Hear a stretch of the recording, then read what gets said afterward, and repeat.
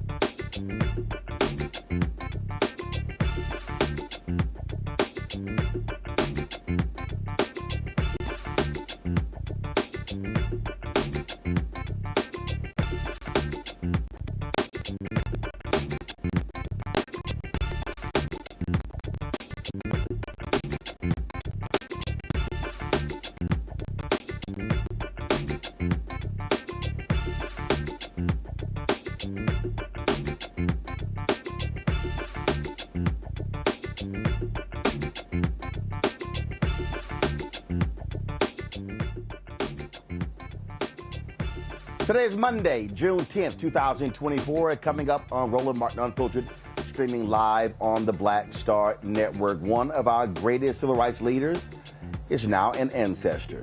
The Reverend James Lawson Jr. passed away today in Los Angeles at the age of 95. We'll take a look back at his phenomenal life. He is an extraordinary figure, an architect, the architect of the Nashville movement. A man who believed in the Gandhi principles of nonviolence, that he actually went to prison for refusing to enter the draft to go to war. He also was the man who called Dr. King to come to Memphis to stand with sanitation workers. We'll talk to folks who knew him. We'll also hear from him in several interviews that I conducted with him over the last several years. Folks, it is time to bring the funk. I'm Roland Martin Unfiltered, the Black Star Network. Let's go. He's got it. Whatever the miss, he's on it.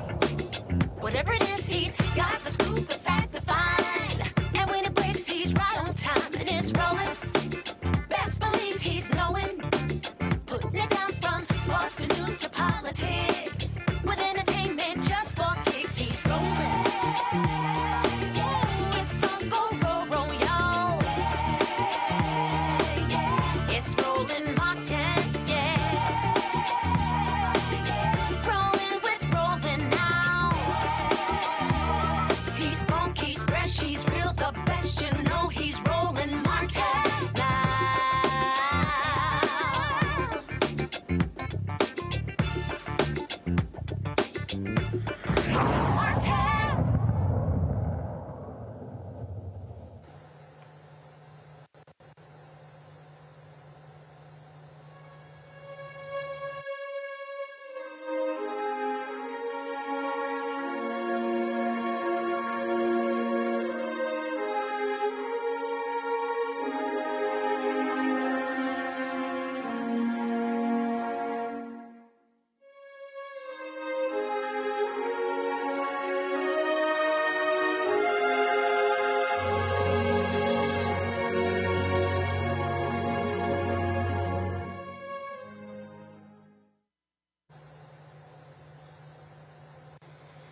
Folks, I'm here in Atlanta participating in the War Done Celebrity Golf Tournament, and literally as we were coming off of the course, I got a text message with regards to the passing of the Reverend James Lawson Jr.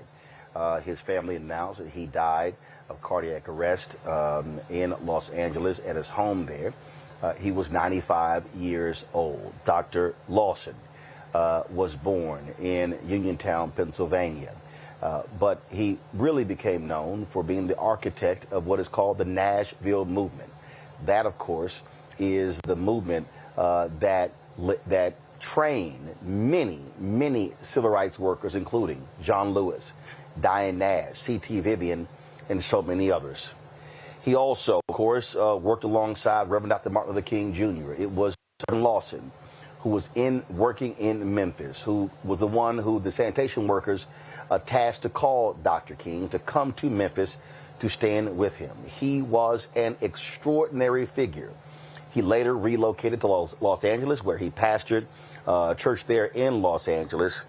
The thing that was so amazing about Reverend Lawson is that he was not trying to become a civil rights entertainer. He was not someone who was on the circuit, who showed up at awards and dinners to be praised. In fact, he was someone who preferred not to be seen, not to be heard, because he was all about the work. In a conversation I had with him, we talked about that. He also said that his last image, he said my last image of Martin was him standing in the pulpit at Mason Temple and me sitting on the last pew in the church. He said Martin was where he was supposed to be, and I was where I was supposed to be. Even folks in later ages, he was an extremely sharp figure, strong mentally, who really had solid thoughts as it related to Black Lives Matter, as it relates to organizing and movement building. Reverend Lawson was that kind of figure. And if you want to understand someone who was egoless, I remember moderating a session at Congressional Black Caucus Foundation, AOC. And it was a session with Dr. Harry Edwards, other officials of the NFL. We were talking about Colin Kaepernick in protest. And one of the, so a gentleman stopped me, actually, the president of Alpha Phi Alpha, told me, he said, hey, we're about to leave. He said, I'm here with Dr. Lawson. And I said, I'm sorry, what do you mean you're here with Dr. Lawson? He said, yeah, Jim Lawson. He's over there in the corner. And so I looked to my right, and literally, sitting in a corner was Reverend Jim Lawson, listening to the conversation.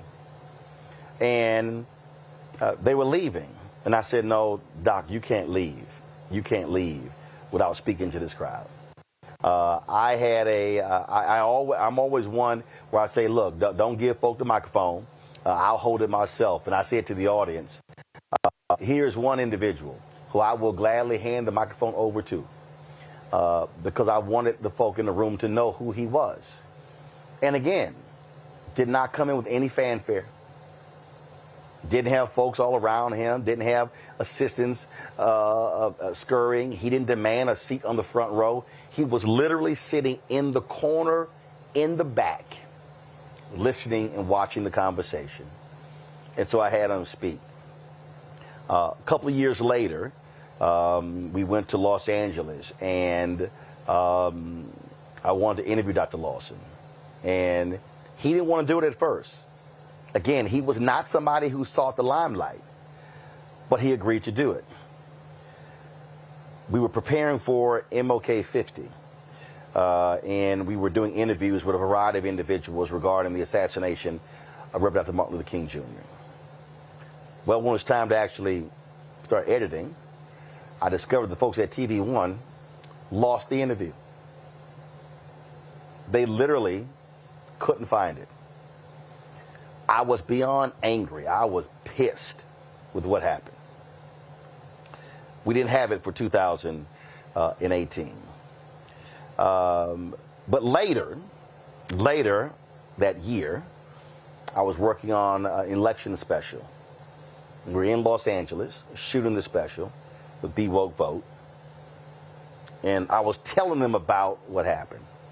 And then I said, well, hell, let me just call Dr. Lawson. So I called him. And it took some convincing. I pleaded with him. I said, Dr. Lawson, your voice is really important. I said, all this would do is take an hour. We will pick you up. We'll do the interview in an hour, and then we'll take you right back home. Then he said, what time? When he came there, let me tell you, folks, it was an extraordinary interview. And when we finished, no one moved. No one said a word. And then the entire production crew began to clap. All because of what this man had to say. A few weeks ago, at the Presidential Medal of Freedom, and I remarked to some White House officials that I really wish that they had awarded him the Medal of Freedom. And I said, I really hope Dr. Lawson can be given this award next year. And then we got the word today that he had passed away. That conversation I had with him, you will see in the next hour. It is extraordinary dialogue. This man was so amazing. And he believed in nonviolence so much that when he was in seminary, he could have gotten a waiver not to go into the war because he was in seminary. But Reverend Lawson believed in nonviolence so much. He said he was such a pacifist that he chose to go to federal prison instead of using that waiver to get out of going to war. Extraordinary. Too many people don't know who he is. Too many people don't realize the work that he put in. But today we absolutely lost one of our greatest civil rights leaders, one of our greatest organizers and tacticians ever. A few weeks ago, he joined Mark Thompson on his show to talk about the war between Israel and what's happening in Gaza. Reverend Mark Thompson joins us right now. Mark, glad to have you on the show. He was 95 years old, but that brother was still sharp of mind with tremendous insight on present-day issues. Most certainly was, and thank you, Roland, for this tribute. As always, you are covering what we need you to cover, because this is a sacred day. James Lawson, if Dr. King was our modern-day Jesus, then James Lawson was our modern-day John the Baptist. He went to India before Dr. King. He did a lot of things before Dr. King, with Dr. King's full knowledge, to go and kind of make way for the one who would follow. He went to India. He studied Gandhi. Dr. King followed him there 2 years later.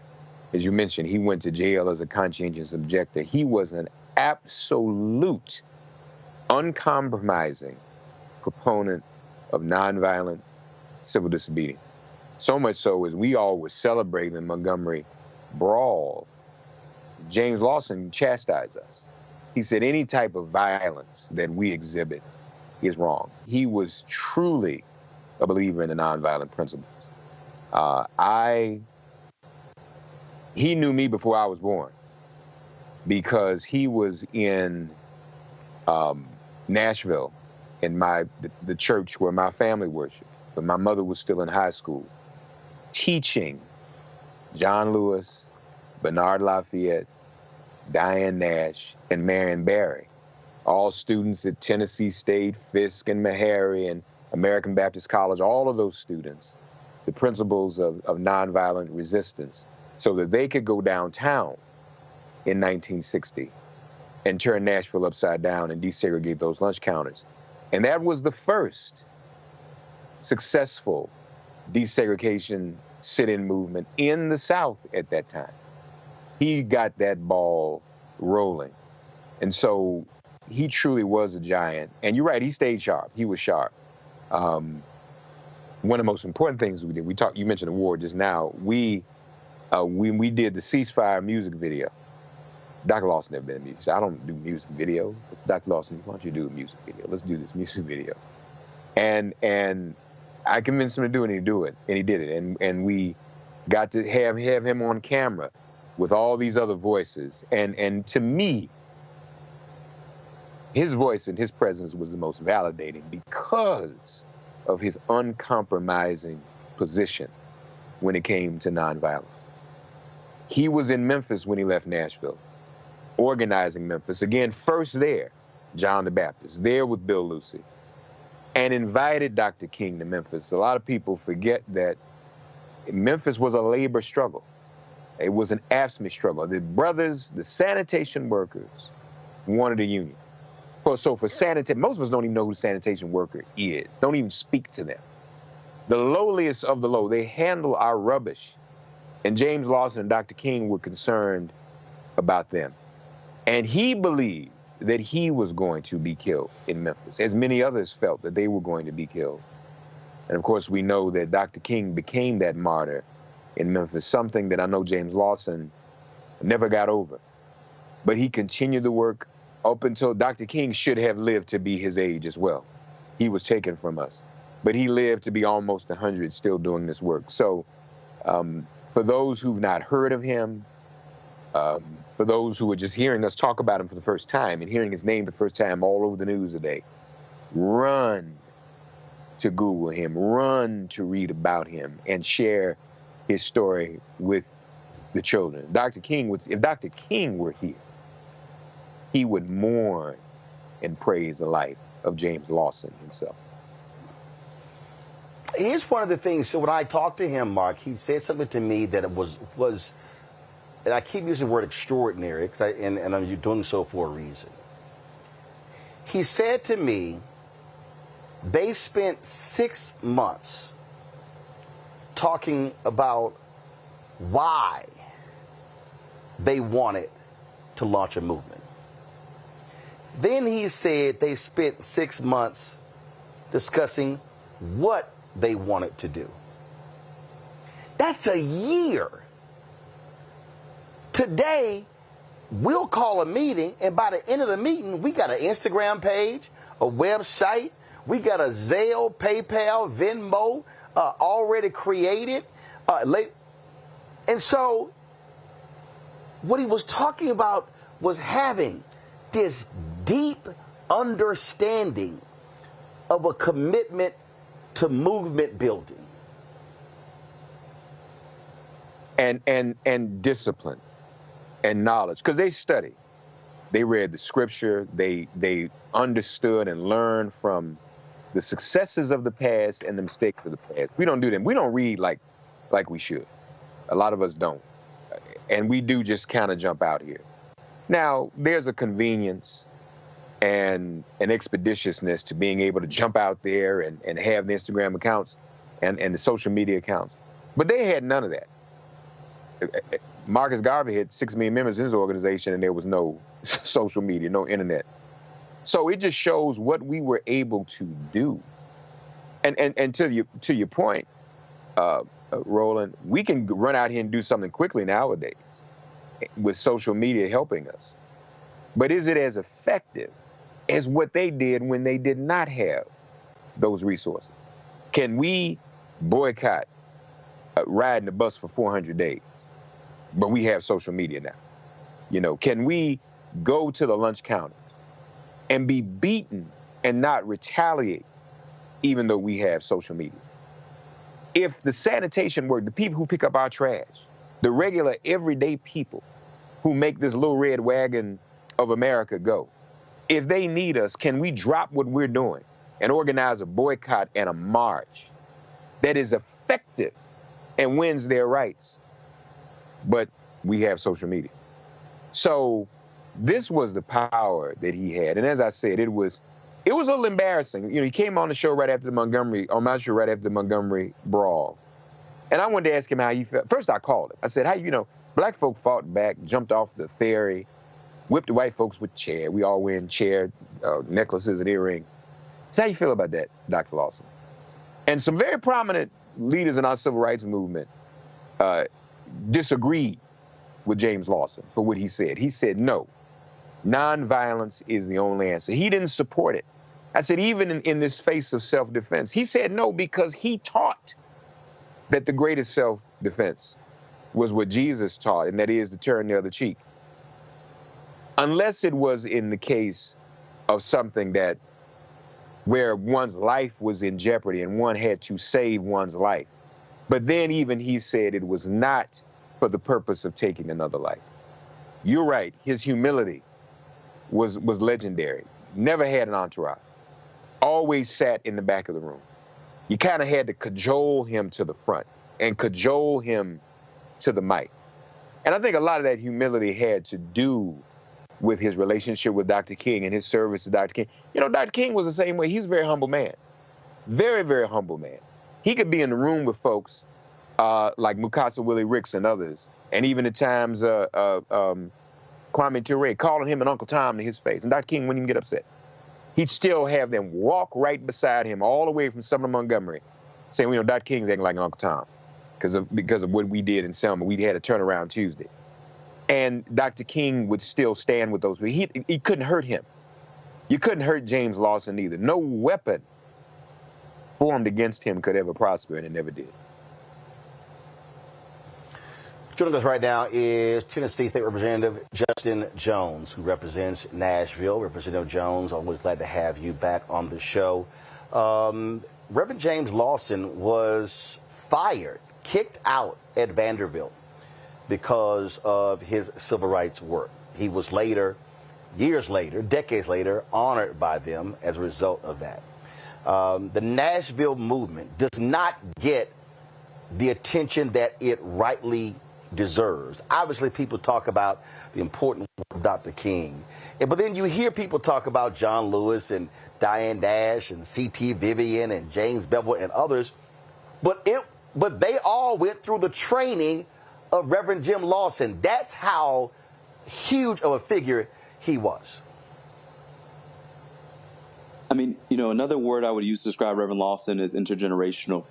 Just in April, myself, Ms. Nash, and Reverend Lawson did a panel here in Nashville honoring the anniversary of Nashville becoming the first Southern city to desegregate its lunch counters, and that was because of the brilliance, the strategy, the tactics of Reverend James Lawson. And I called Ms. Nash. That was the first person I called after I heard the news, and just spent about an hour talking about his role, his witness, his example in our lives. A lot of people don't realize that right after I was expelled last year, Reverend Lawson was one of the people who reached out and immediately, you know, said, we want to support you. We have this fellowship with this interfaith organization that we want to support you with so that you will be okay. And as somebody, even as I was a student at Vanderbilt dealing with a school that proclaimed one thing and acted another way, he's somebody who showed up and who spoke up and who helped guide me through that journey there. And so we don't honor Reverend Lawson enough. He definitely should have, you know, was long overdue to get a Presidential Medal of Freedom. Nashville must continue to uplift him because he's the reason why Dr. King came to Nashville and said, I came to Nashville not to bring inspiration, but to get inspiration from the movement that's happening here. And that movement was made possible by Reverend James Lawson, who in 1959 began training students at Fisk and Tennessee A&I and Meharry and American Baptist College in this life work of nonviolence. And even the civil rights movement, what we call the civil rights movement, Reverend Lawson said that it was not the civil rights movement because that makes it seem like it's finished. He called it the nonviolence movement in America and talked about how it continues today in challenging racism and sexism and militarism and what he termed plantation capitalism. And so that's how we honor his work, by continuing the struggle to which he gave his life, continuing to commit our lives, our hearts, our minds, our physical strength, our energy to those movements to dismantle the wickedness that he called out. And he really showed us that faith and justice are inseparable. And so that's how we honor the Reverend James Lawson as a new rising generation who's continuing that tradition, that legacy, that lineage of nonviolence as a form of resistance to evil that we see in our time right now. He was not someone who was also shy to speak his tongue. You heard Mark say there where he disagreed with how people reacted to the Montgomery brawl. I remember asking him, talking to him about Black Lives Matter, and he said that he had some advice for them as to how they were supposed to operate moving forward. So he was never shy about speaking his truth. No, he wasn't. And I'm sorry, Justin, go ahead. Were you going to say something? Oh, no, you go ahead, Mark. I was just going to say, I mean, that's absolutely true. I remember in 2020 when we were having protests in Nashville, and I talked to him about it. He went through a whole strategy conversation as to, what is the purpose of the protest? Is blocking streets getting people on your side? What is a more strategic way to bring more people to join you? What is the long-term vision? What is the goal, the clear, objectives of the movement? Like, he was very clear and very concise, and that's why he was an amazing teacher, a professor in this University of Nonviolence who really made us question and think about not just what was a flash in the pan moment, but how do we build a movement that sustains? And he also wasn't shy to call out power. I remember in Nashville when we named the street after John Lewis, he spoke at that anniversary, and it was a room full of politicians, and he asked our governor, does our governor have a hole in his soul, by the policies he's uplifting that are hurting people, Black people, workers, young people in our state in Tennessee. And so Reverend Lawson was somebody who had moral clarity and who was very committed and clear in what he believed and what he was sharing with us as an intergenerational, interfaith rising movement, challenging those systems that he called out. And making America live up to what it said in the Constitution. He was very clear in lifting up the language from the Constitution, Declaration of Independence, that he believed were promises that were never fulfilled, that we had to live and breathe life into here in this nation. And I just wanted to add, Roland, to build go ahead. On Justin's point of him being intergenerational, really transgenerational. You look at this young man, and that's not, that's specific. When he was in Clark Memorial United Methodist Church in Nashville, teaching John Lewis and Diane Nash and Bernard Lafayette and Marion Barry and others, my mother was there. She was in high school. 6 years later, I was born.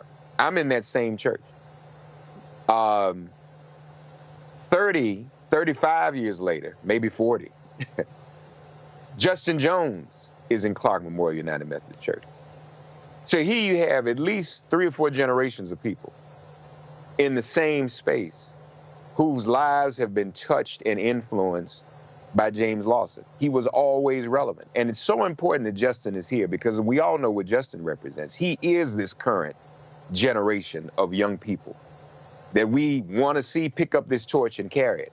And for James Lawson to have touched him so personally and so closely, and for him to have drank from the cup of James Lawson's teaching and sat at his feet, we have a lot of hope for him, and we have a lot of hope for the generation that Justin is leading.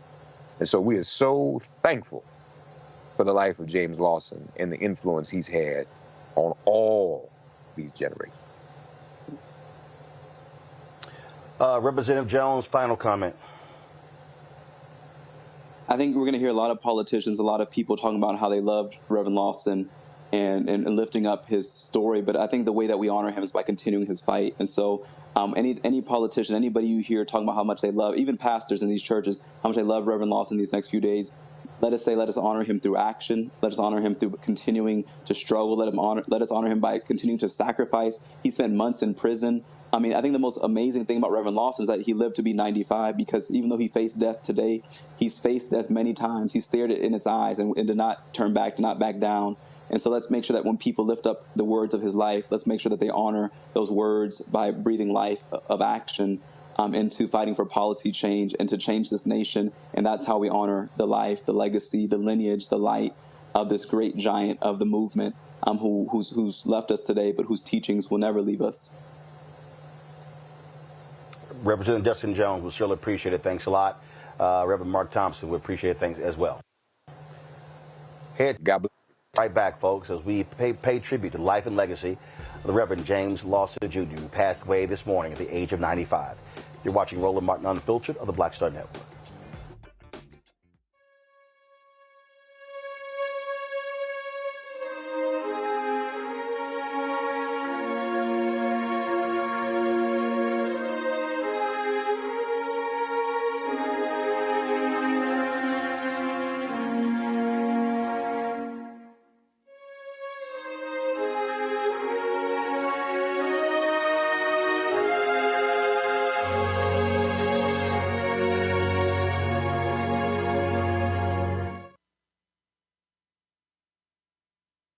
Hello, my brothers and sisters. This is Bishop William J. Barber II, co-chair of the Poor People's Campaign, a national call for moral revival, and president of Repairs of the Breach. And I'm calling on you to get everybody you know to join us on Saturday, June 29th at 10 o'clock a.m. in Washington, D.C. on Pennsylvania and 3rd for the mass Poor People's Low-Wage Workers Assembly and Moral March on Washington and to the polls, and the post effort to reach 15 million poor and low-wage infrequent voters who, if they vote, can change the outcome of our politics in this country. Our goal is to center the desires and the political policy agenda of poor and low-wage persons, along with moral religious leaders and advocates. Too often, poor and low-wage people are not talked about, even though in this country today there are 135 million poor and low-wage persons. There's not a state in this country now where poor and low-wage persons do not make up at least 30% of the electorate. It is time that the issues of poor and low-wage people be at the center of our politics. Living wages, health care, things that matter in the everyday lives. We will no longer allow poverty to be the fourth leading cause of death in this country. We must let our voices be heard. Join us. Go to our website, www.poorpeoplescampaign.org. RSVP. Get others to come. Get a bus. Get a van. Get on the train. Come and let our voices be heard and our votes be felt. Lift from the bottom so that everybody rises.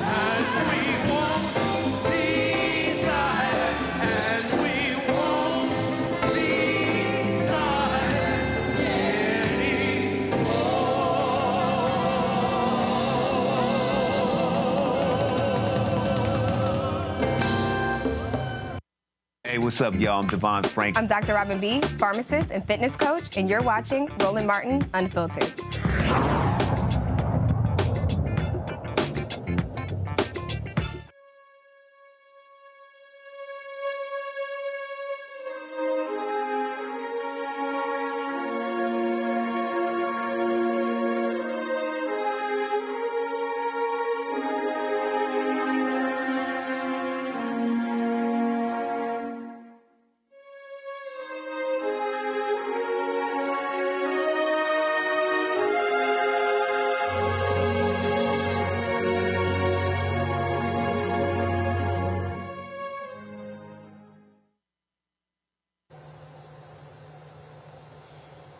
Folks, this morning, the news came out of the passing of Reverend James Lawson Jr., the age of 95.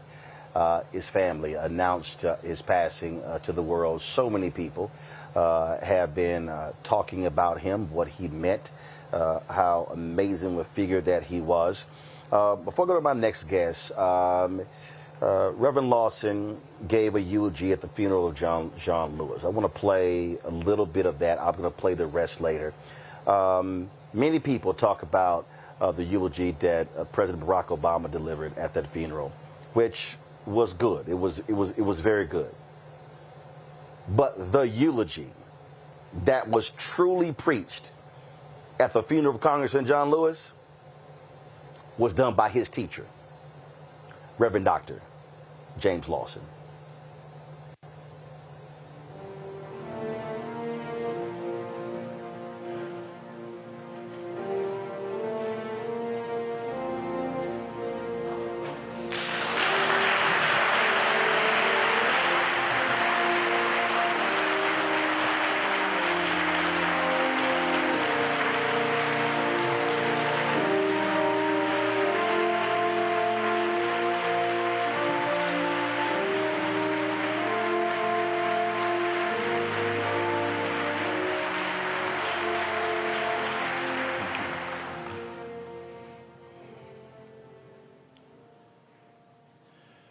Pastor, sisters and brothers, members of this Lewis family that so wonderfully nurtured John in love, and hope, and courage, and faith, and the rest of it.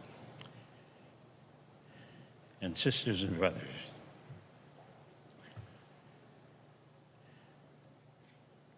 Czesław Miłosz, a Polish Catholic poet, sets the tone, at least in part for me, as John Lewis has journeyed from the eternity of this extraordinary, mysterious human race into the eternity that none of us know very much about. When he wrote this poem called Meaning, when I die, I will see the lining of the world, the other side, beyond bird, mountain, sunset. The true meaning ready to be decoded. What never added up will now add up. What was incomprehensible will become comprehended. And if there is no lining to the world, if a thrush on a branch is not a sign, but just a thrush on a branch, if night and day make no sense following each other, and on this earth there is nothing but the earth,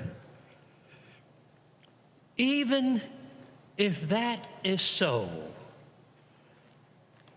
there will remain a word, wakened by the lips that perish, a tireless messenger who runs and runs through interstellar places, through revolving galaxies, and calls out and protests and screams. And I submit that John in that other eternity will be heard by us again and again, running through the galaxies, still proclaiming that we, the people of the USA, can one day live up to the full meaning of we hold these truths. Live up to the full meaning, we, the people of the USA, in order to perfect a more perfect union. John Lewis practiced not the politics that we call bipartisan.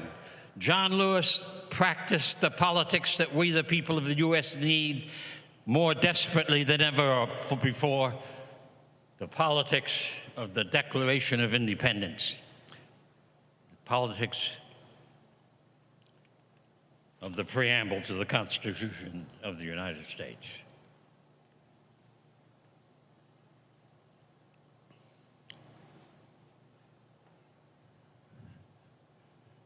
I've read many of the so-called civil rights books of the last 50 or 60 years about the period between 1953 and 1973.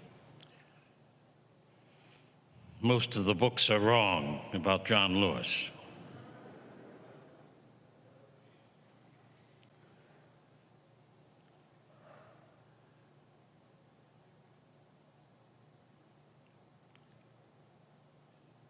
Most of the books are wrong about how John got engaged in the national campaign of 1959-60. This is the 60th year of the sit-in campaign, which swept into every state of the Union, largely manned by students because we recruited students, but put upon the map that the nonviolent struggle begun in Montgomery, Alabama, was not an accident, but as Martin King Jr. called it, Christian love has power that we have never tapped, and if we use it, we can transform not only our own lives, but we will transform the earth in which we live. I count it providential that as I moved to Nashville, Tennessee, dropping out of graduate school, in Nashville came people like Kelly Miller Smith and Andrew White and Janetta Hayes and Helen Roberts and Dolores Wilkerson, and John Lewis, Diane Nash, C.T. Vivian, Marion Barry, Jim Bevel, Bernard Lafayette, Paulina Knight, Angela Butler. How all of us gathered in 1958 and 59 and 60 and 61 and 62 in the same city at the same time, I count as being providential. We did not plan it. We were all led there. And when Kelly Miller Smith and the Nashville Christian Leadership Council met in the fall of 1958, and we determined that if there's to be a second major campaign that will demonstrate the efficacy of satyagraha, of soul force, of love truth, that we would have to do it in Nashville. And so I planned, as the strategist and organizer, a 4-point Gandhian strategic program to create the campaign. We decided with great fear and anticipation we would desegregate downtown Nashville. No group of black people or other people anywhere in the United States in the 20th century against the rapaciousness of a segregated system ever thought about desegregating downtown, tearing down the signs, renovating the waiting rooms, taking the immoral signs off of drinking fountains. But it was black women who made that decision for us in Nashville. I was scared to death when we made that decision. I knew nothing about how we were going to do this. I had never done it before. But we planned the strategy. John Lewis did not stumble in on that campaign. Kelly Miller Smith, his teacher at ABC, invited John to join the workshops in the fall of 1959 as we prepared ourselves to face violence and to do direct action and to put on the map the issue that the racism and the segregation of the nation had to end.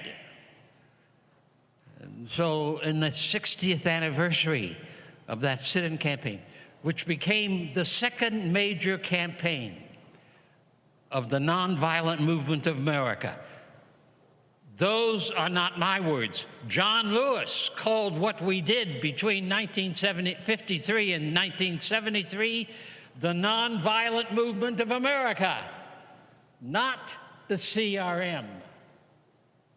I think we need to get the story straight because words are powerful. History must be written in such a fashion that it lifts up truly the spirit of the John Lewises of the world.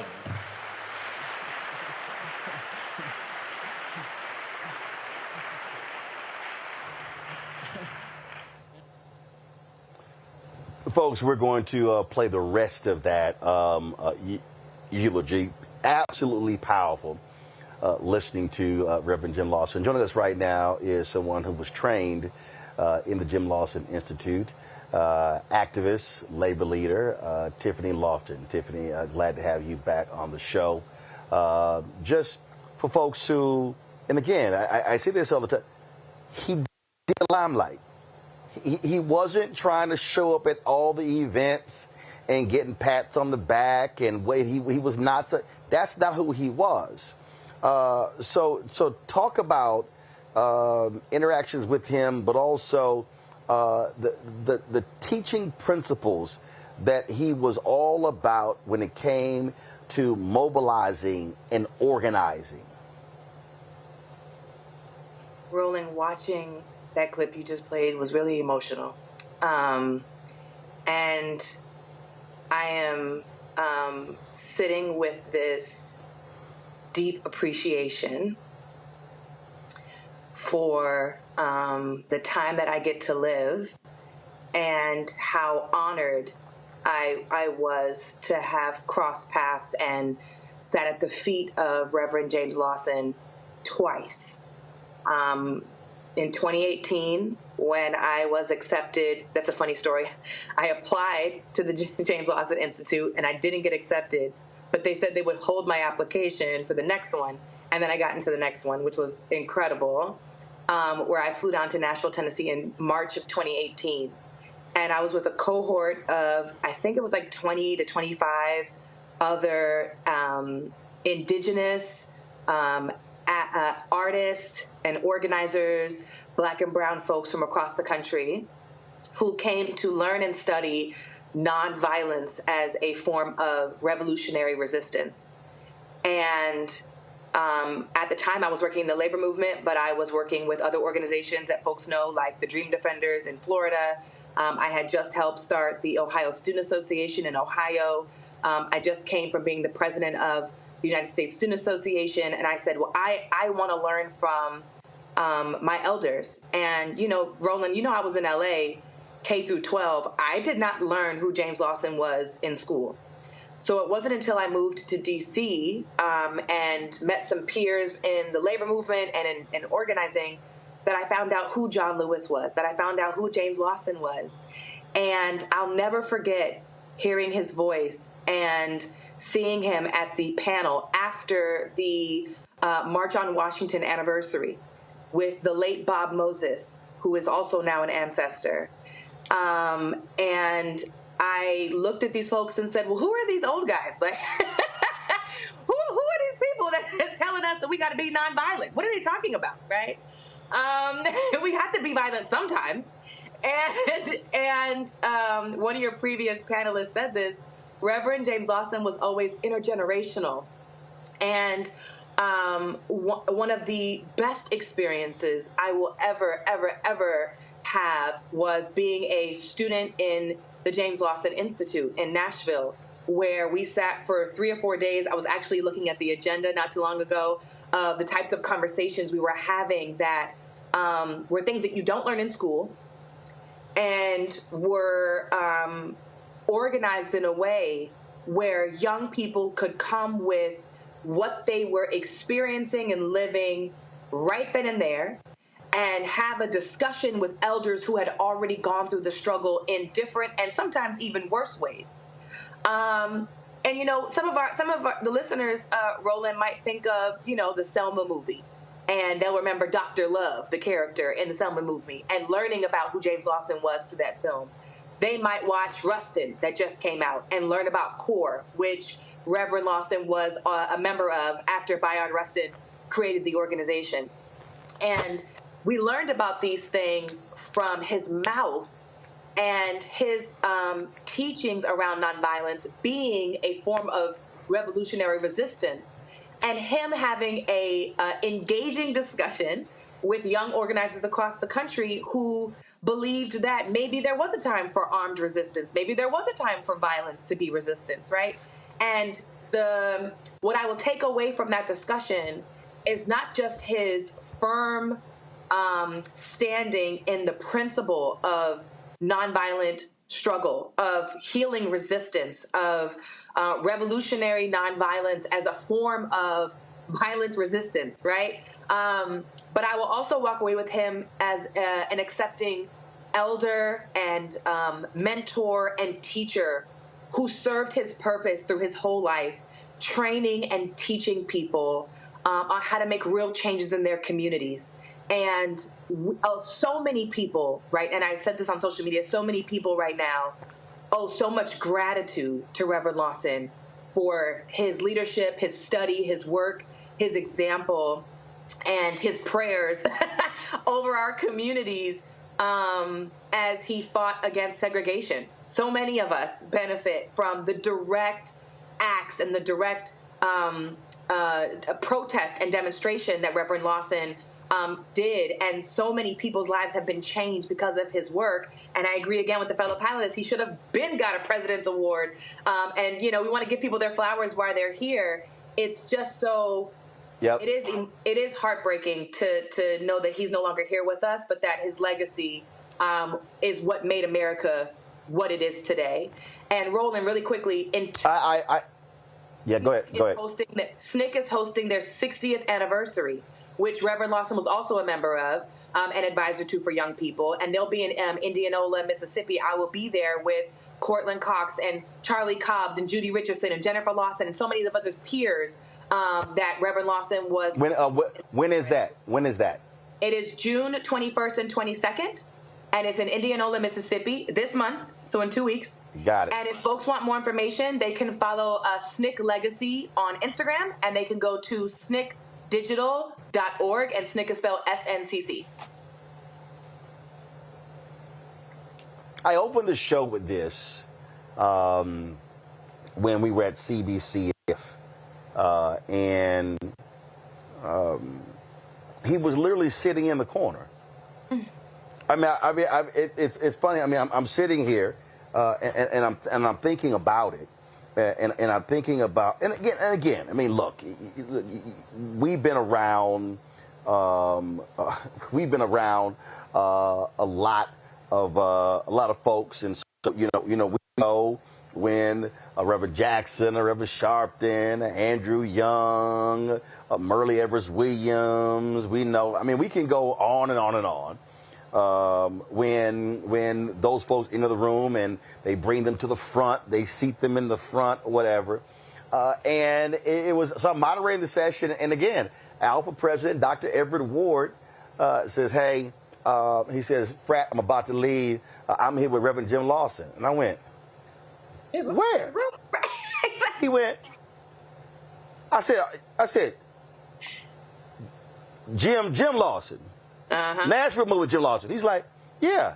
I'm like, where? He said, he over there. He was literally sitting in the corner, just watching and listening to the conversation. And that's the kind. And so then when I interviewed him, he said, because what happened was he promised his wife that he would always be home at dinner at 6 o'clock to eat with the family. That's why he wasn't at the Lorraine Motel when King was assassinated, the p.m. Memphis time.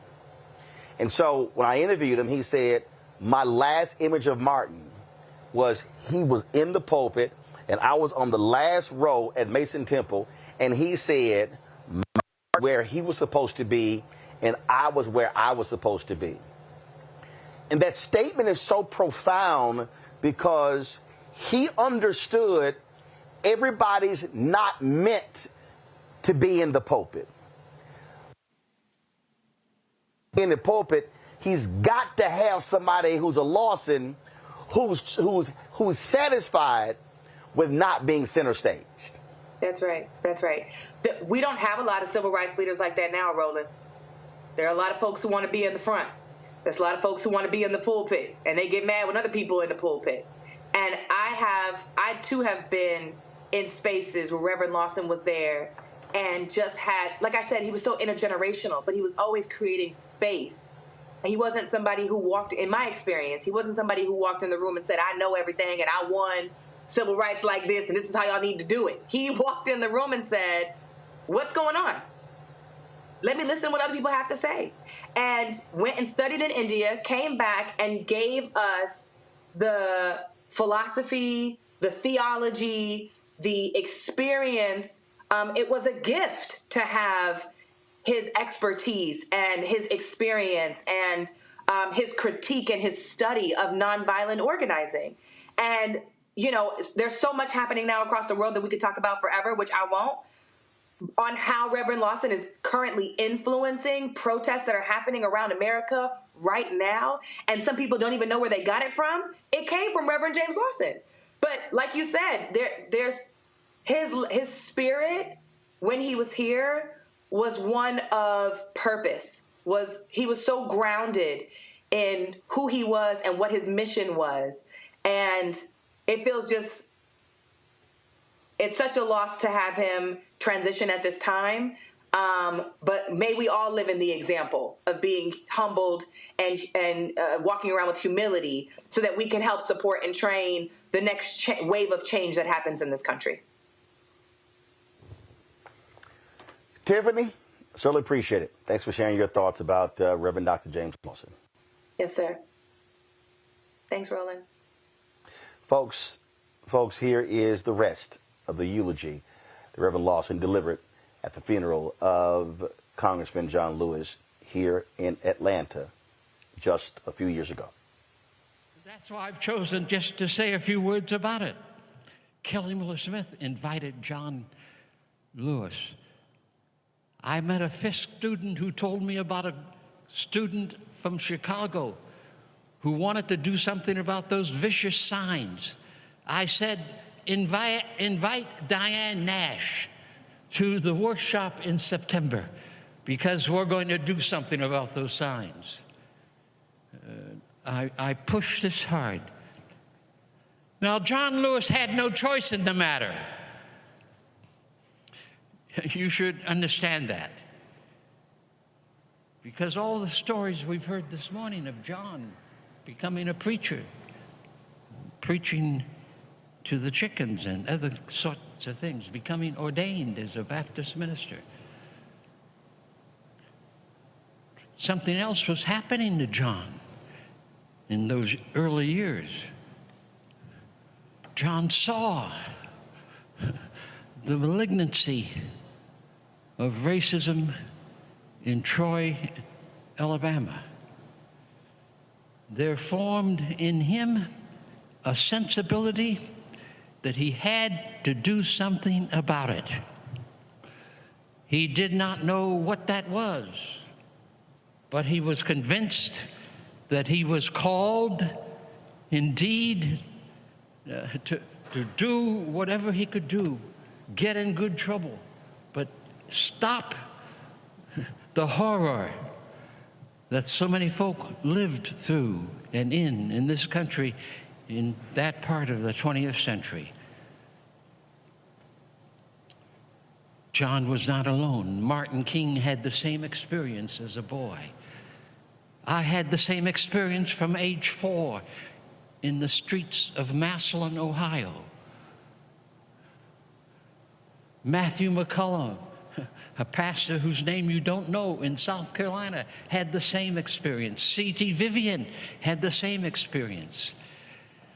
I maintain that many of us had no choice to do what we tried to do, primarily because at an early age we recognized the wrong under which we were forced to live, and we swore to God that by God's grace we would do whatever God called us to do in order to put on the table of the nation's agenda. This must end. Black Lives Matter.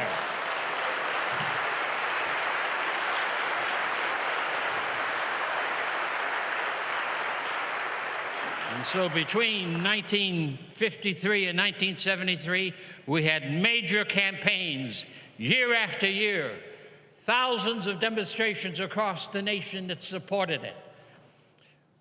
We had folk in the Congress, folk in the White House, folks scattered across the United States who were beginning to formulate what the solutions are for change. The media makes a mistake when John is seen only in relationship to the Voting Rights Bill of '65. However important that is, you must not remember that in the '60s, Lyndon Johnson and the Congress of the United States passed the most advanced legislation on behalf of we, the people of the United States, that was ever passed. Head Start. Billions of dollars for housing. We would not be in the struggle we are today in housing if President Reagan hadn't cut that billions of dollars for housing, where local churches and local nonprofits could build affordable housing in their own communities, being sustained and financed by loans from the federal government.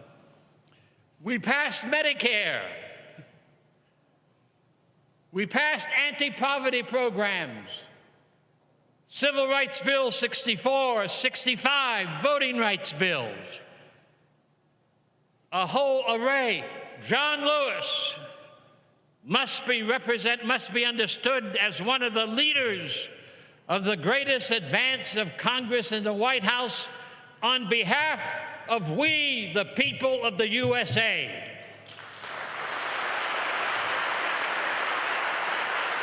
We do not need bipartisan politics if we're going to celebrate the life of John Lewis. We need the Constitution to come alive. We hold these truths to be self-evident. We need the Congress and the presidents to work unfalteringly on behalf of every boy and every girl, so that every baby born on these shores will have access to the tree of life. That's the only way to honor John Robert Lewis. No other way.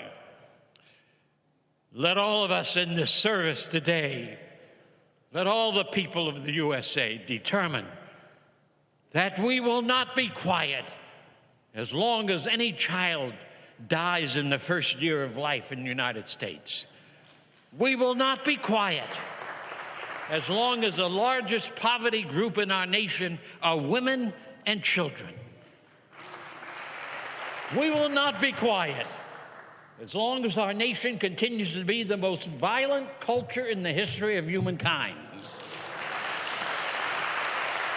We will not be quiet as long as our economy is shaped not by freedom, but by plantation capitalism that continues to cause domination and control rather than access and liberty and equality for all.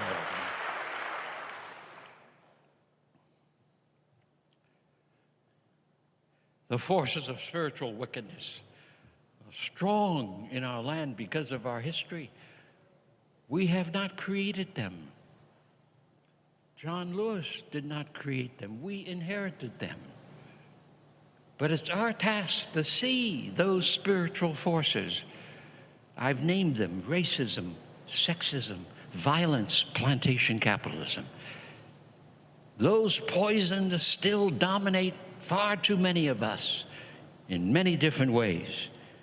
John's life was a singular journey from birth through the campaigns in the South, through Congress, to get us to see that these forces of wickedness must be resisted. Do not let our own hearts drink any of that poison. Instead, drink the truth of the life force.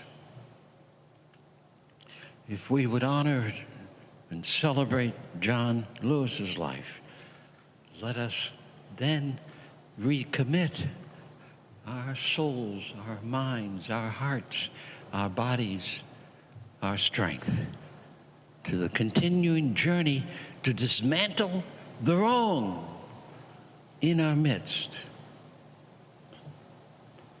and to allow a space for the new earth and new heaven to emerge. I close with this poem from Langston Hughes, which is a kind of a sign and symbol of what John Lewis represents and what we too can represent in our continuing journey. Langston Hughes. I dream a world where no human, no other human will scorn, where love will bless the earth and peace its paths adorn. I dream a dream where all will know sweet freedom's way, where greed no longer saps the soul, nor avarice blights our day. A world I dream where black and white and yellow and blue and green and red and brown, whatever your race may be, will share the bounties of the earth.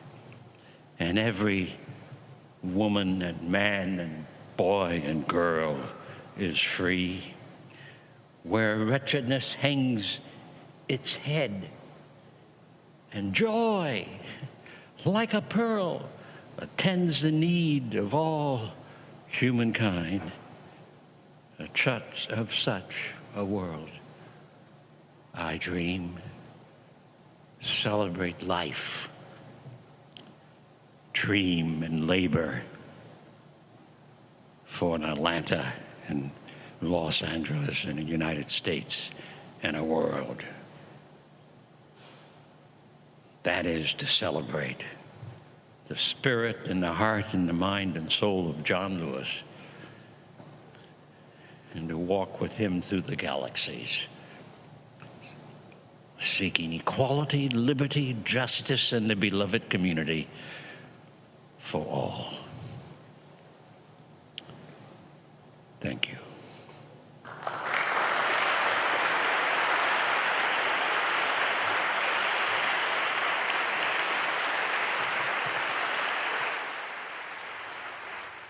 As I said, absolutely powerful and riveting, and that's when he was 91 years old.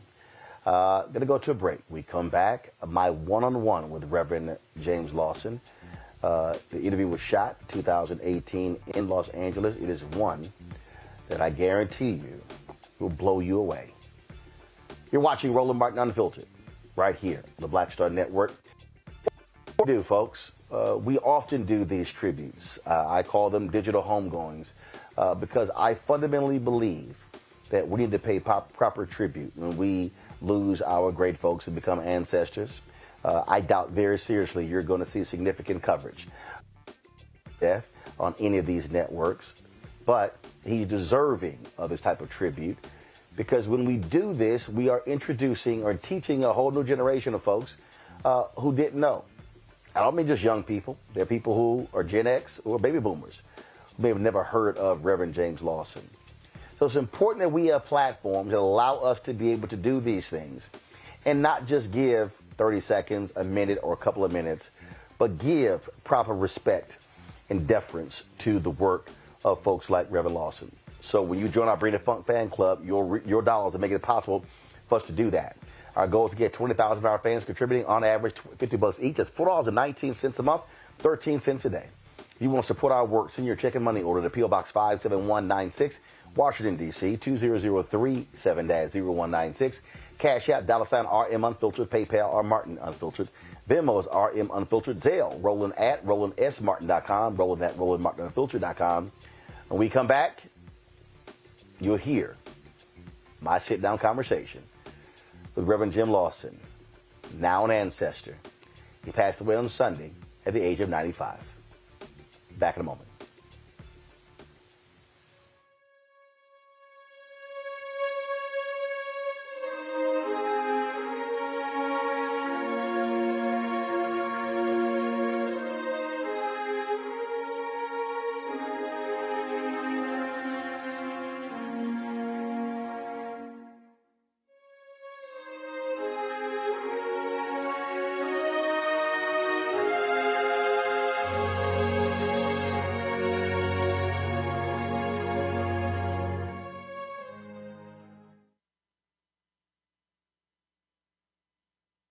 When you talk about blackness and what happens in black culture, we're about covering these things that matter to us, speaking to our issues and concerns. This is a genuine people-powered movement. There's a lot of stuff that we're not getting. You get it, and you spread the word. We wish to plead our own cause too long have others spoken for us. We cannot tell our own story if we can't pay for it. This is about covering us. Invest in black-owned media. Your dollars matter. We don't have to keep asking them to cover our stuff. So please support us in what we do, folks. We want to hit 2,000 people, $50 this month, raise $100,000. We're behind 100,000, so we want to hit that. Y'all money makes this possible. Checks and money orders go to P.O. Box 57196, Washington, D.C. 20037-0196. The Cash App is $RM Unfiltered. PayPal is R Martin Unfiltered. Venmo is RM Unfiltered. Zelle is Roland@RolandSMartin.com. Now streaming on the Black Star Network. It was my junior year at Georgetown, and Spike calls me and he says, Malcolm, what are you doing next year? So, graduating, you know? He said, take a year off, work on Malcolm X. I said, okay. But first of all, for the folks who don't know, Spike is my cousin. Spike is my cousin. Just for the person watching, like, how the hell is Spike just gonna tell you that it's true? It's true.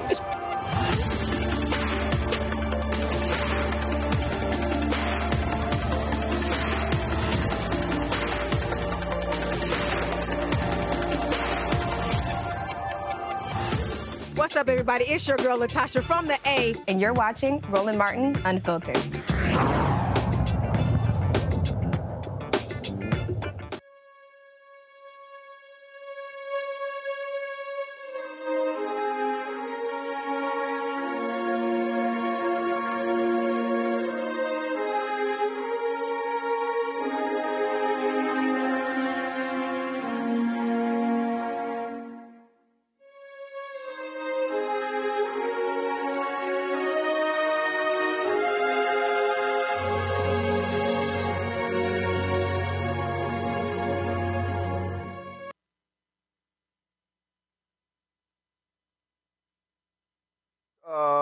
We're going to continue our tribute to Reverend Dr. James Lawson. Just keep in mind, at the White House, they will soon be beginning the Juneteenth concert taking place there. We will be live streaming that. Remarks made by President Joe Biden as well as Vice President Kamala Harris. And so we have a secondary stream on the Black Star Network. So if you go to the app or go to our YouTube channel, you will actually see that additional stream. So just letting you know that we are keeping our eye on that particular event as well. Also, folks, so we're going to roll this video here, but before I do that, let me shout out my parents, Reginald and Imelda Martin, today celebrating their 57th wedding anniversary. So just want to give them a shout out before we actually roll this interview. So again, happy anniversary to my parents. Folks, 6 years ago, I told you earlier about when the folks at TV1 completely screwed up and lost my James Lawson interview.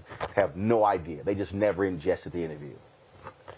Don't even ask me. It still pisses me off. But later in the year, I was in Los Angeles and decided I was doing some other interviews with the folks with Be Woke Vote. And I decided to call Reverend Lawson and begged him to do the interview. And I'm so glad that he actually said yes to that. And so this here is that conversation. We talked about voting, talked about a lot of different things. I think you'll learn a lot from this conversation. Here it is.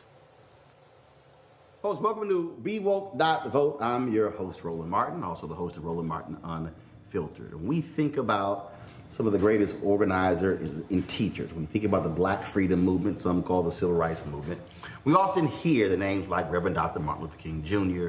We hear, of course, Roy Wilkins. We might hear about Fannie Lou Hamer. But I've always said two of the most unsung heroes, Ella Baker, one of the greatest organizers that we have ever seen, and also my next guest, Reverend James Lawson. He joins us right now. Glad to have him here. Good to be here.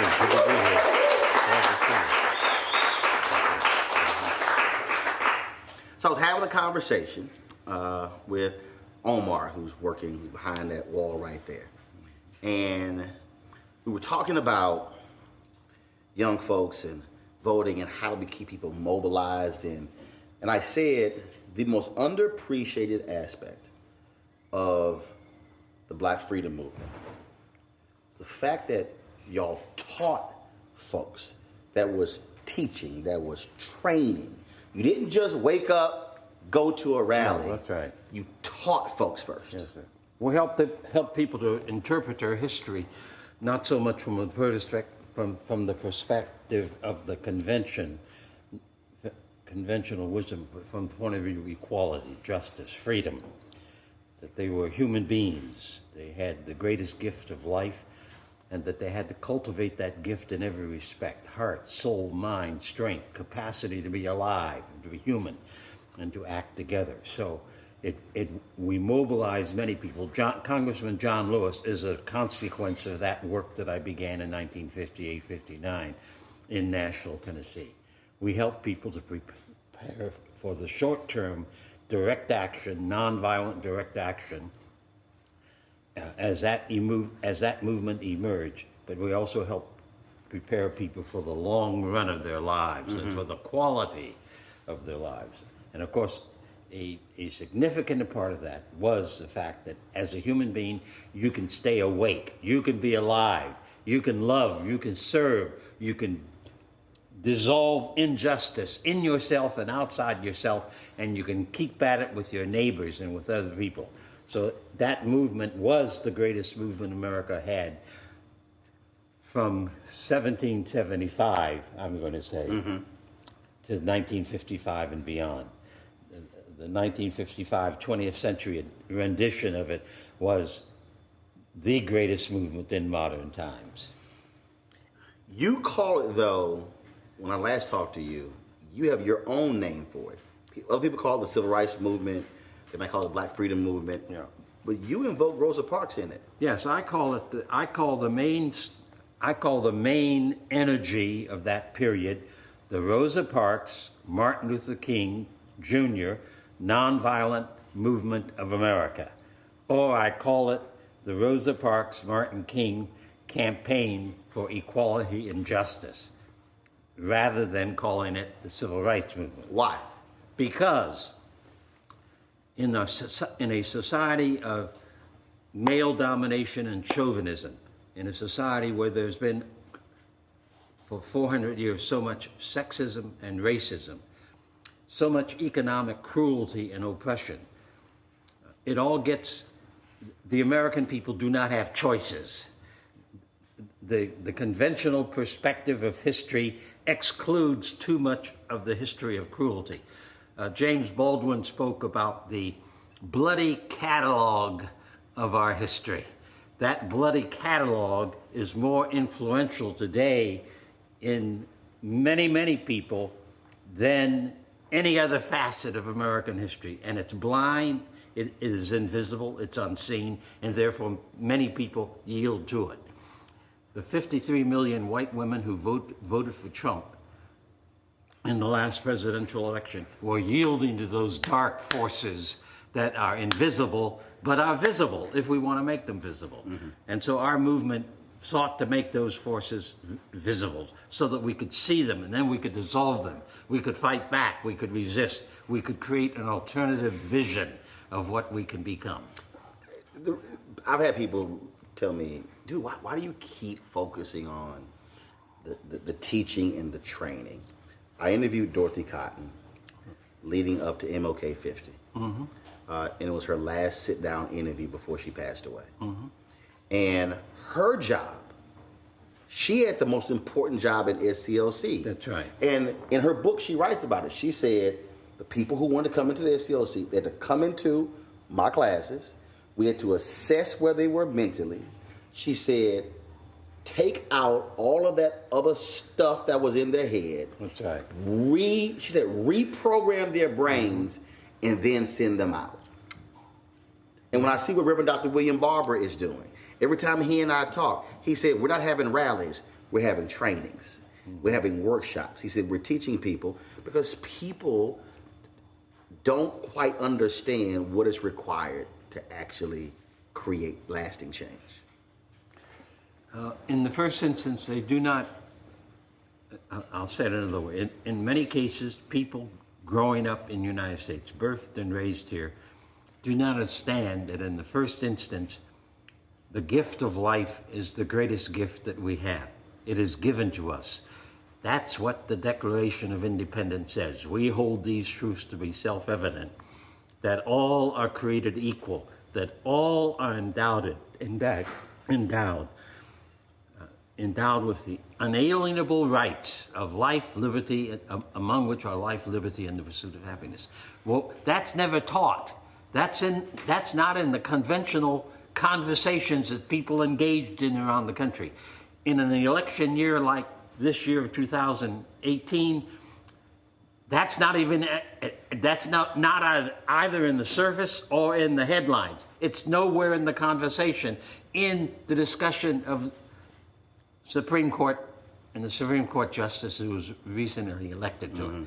So people don't know that that's the heart and foundation of how this country came to be. In that sense, we were very, very unique as a people. Even though from the beginning, 1776, blacks were excluded, Indians were excluded, people who had no property were excluded, women were excluded. Because that whole idea was not an idea that this is our reality. That idea was we're going to create a country in which that ideal is the paramount feature of how we organize ourselves, economically and politically. That's a very, very different kind of scheme. You were a university professor dealing with young people in the Nashville movement. No, I was a pastor. I'm sorry. At first, I was a full-time organizer in the emerging nonviolent movement, teaching people the philosophy and the theory and the tactic of nonviolence.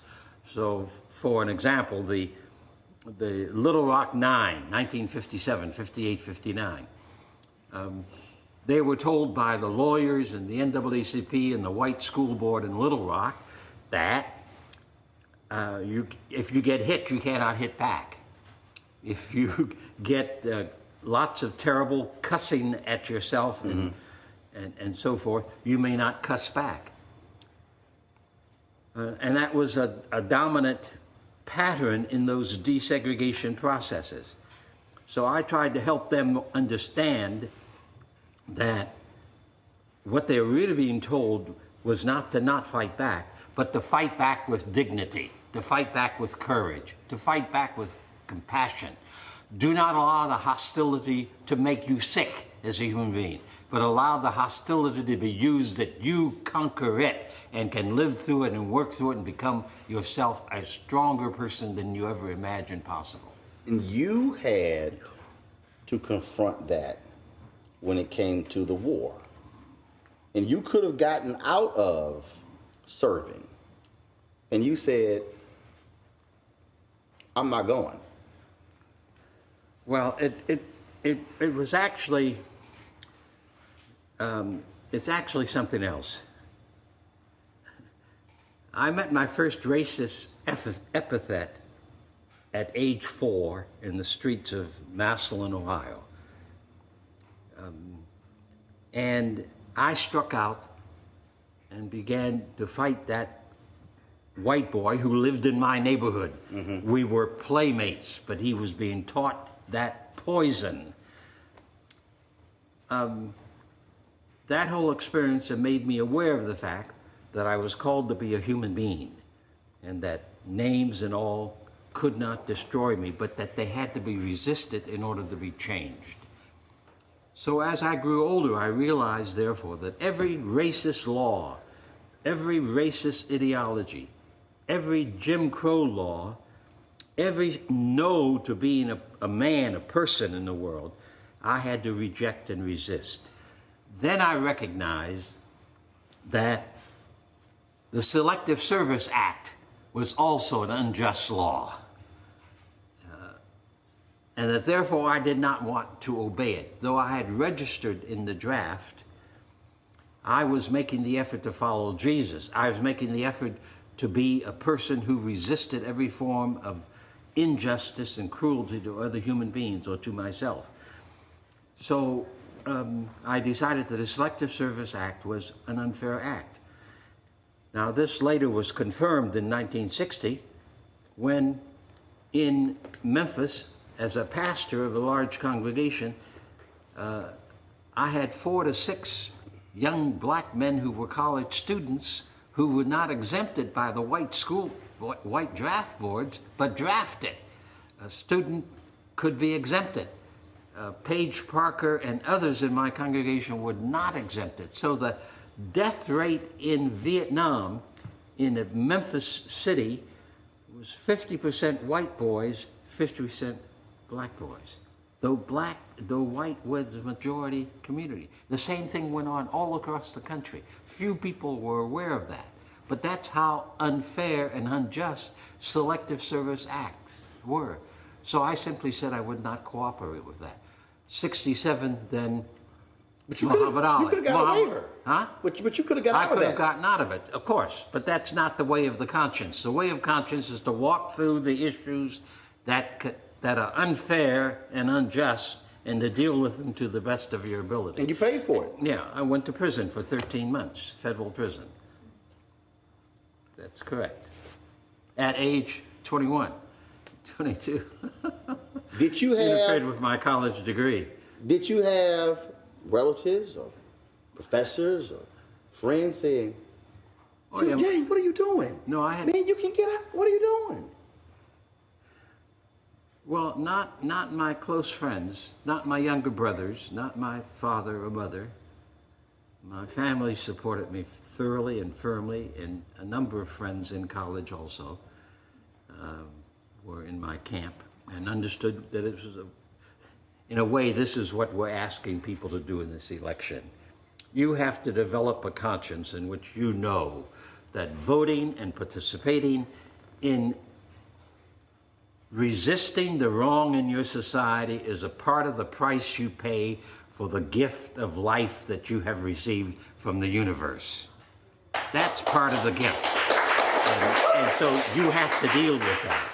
And in the United States, we've made things so easy because we pretend we've been exceptional. We haven't had a hard struggle that the Indians didn't get decimated from maybe 11 million to less than 2 million in 200 years, or that we did not have endless wars with the Indian peoples across this nation. We've pretended all of that's hidden. But the reality is that that was invisible to some. And white political philosophers, and I also think white media people, white professors, leave that history out of the public mix so that many ordinary citizens do not know the price that has been paid by other people for them having the opportunities and access that we do have today. That's part of the reality of conventional thinking. Earlier this year, we were in Memphis for MLK 50. That's right. Mm-hmm. And it is still amazing and just stunning and powerful when you see that just basic sign, I am a man. Exactly. Where did that come from? Where? Because most people see it, but that had to come from somewhere. Yes, that's right. It comes from black song in the centuries of slavery, especially that huge body of literature, which is called the Negro spiritual or black song. When you go through some of that music, and I remember, for an example, as a child singing "Go Down Moses, Let My People Go." Well, that's a liberation song. That's a resistance song. It comes out of the Hebrew Bible. That song and many other songs like that in that black song literature said over and over again, and oftentimes in masked language. You are not a slave, you are somebody. You are a child of the universe, you are a child of God. You are loved, you are created in love. Your task is not to allow this slavery to capture your soul or diminish your humanity, but to grow into the full bloom of that humanity. So I am a man, you are somebody, we are the people of God is a part of the kind of mantras from the past. And I use that very frequently in all of our struggles across the southeastern part of the country, in Nashville, in Jackson, Mississippi, in the sanitation strike in Danville, Virginia, all around. That was a common message from Dr. King, from Ralph Abernathy, from Matthew McCullough, from Kelly Miller Smith, from a whole range of preachers who were actively engaged in that big movement to desegregate public life in the United States. You mentioned sanitation workers. When I interviewed labor organizers who were working with those sanitation workers, we were having this conversation, and I said, folks, I said, you know, whenever we talk about Memphis, Dr. King being in Memphis, for me, the problem is that we forget why he was there. It was those men who said, we demand respect. Yes. Mm-hmm. And I talked to some of those men, I talked to their children, and the two workers who died. Yes. I talked to one of the sons, and I asked him, I said, what do you want people to know about your father? Because frankly, most people don't even know those two names. That's and he said, I want them to know that my dad just wanted to feed his family. Yes, that's right. They were hardworking people who thought that their responsibility with their family and for their family, with their wives and all, demanded that they stand up and seek change in that year of 1968. That's correct. Any number of them were baptized people of the churches where they heard some of these messages there. They had a deep nobility about themselves that made it possible for them to take on the economic system in the Memphis Mid-South area. And they decided that mm-hmm. before anyone else in the community did, you see. Mm-hmm. While I knew of the struggle going on and knew T.O. Jones, the chief organizer, and told him I'd be supportive in any way I could, nevertheless, they themselves made the decision that the strike was the only way they could create the power to change what they called the plantation. And that distinction is important because, again, what often happens when history is rewritten, it becomes, oh, no, this was a leader and that was a leader. And so, for instance, I mean, they tasked you with making the call to Dr. King to come to Memphis. Right. Mm-hmm. But it was the men who said, we are doing this. Yeah, that's right. And I've been asked about, well, how does it feel that you invited Martin King? Well, Martin King and I were associates from 1955 on. And I went where he asked me to come all the time. That was a part of our work. He was a member of the movement. He was the symbol, in my judgment, of that movement. Mm-hmm.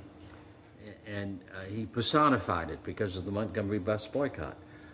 So the phone calls I made, but the phone calls were made as a part of the strategies of the sanitation strike, as the mass meetings were a part of that strategy, as the daily picket marches that we did in downtown, as was the economic boycott, as the recruitment of young people to participate in afternoon marches.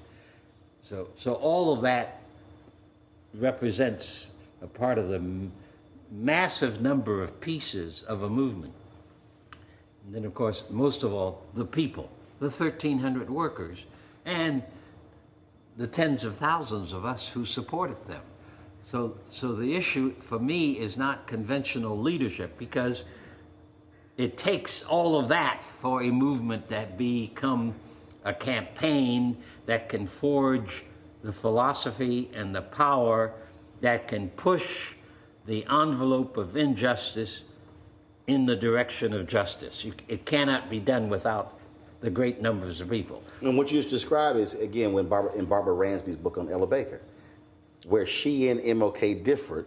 She argued that MLK believed that it was pulpit to pew.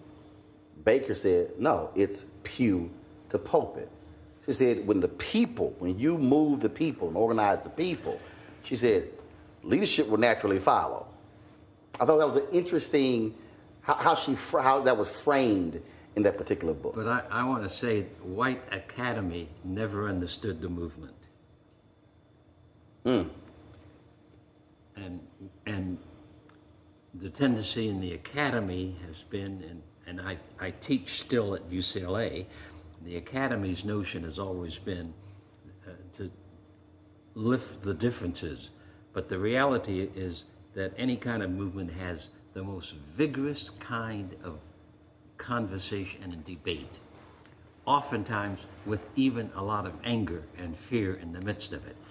We were doing something we had never done before and had never done before in this country. We were publicly, through direct action, challenging the hostility and the segregation signs, laws, and customs and attitudes. That had never been done before. So we were doing work that we did not know how to do, except we had a passion for the sense that this was cruelty and crude. And as Martin King, of course, also reminded us, it was contrary to the Declaration of Independence. It was contrary to the Constitution of the United States. So it had to be resisted. So some of the differences between maybe younger and older, irrelevant. Martin King was only 10 years older than Diane Nash, only 11 years older than John Lewis. Martin King and I was the same age, 5 years apart. So we were all young people in that movement, in my judgment. So SNCC and SCLC did not have that much difference. I was a founder of SNCC and a participant in the organization of SCLC and the development of SCLC. So those differences are how you hammer out a consensus so that when the call is out that we strike, we strike. When the call is out that we have a mass meeting, we have a mass meeting. A movement takes a great deal of consensus, and you cannot reach consensus without oftentimes a long, hard process of conversation, debate, argument, bouncing human experience against human experience until we come out at the right place. I was at Mason Temple on April 3rd, where they had April 3rd, 2018. Yeah, I was at 2018. Yeah, that's right. You were there April 3rd, 1968. That's right. I was there, yeah. And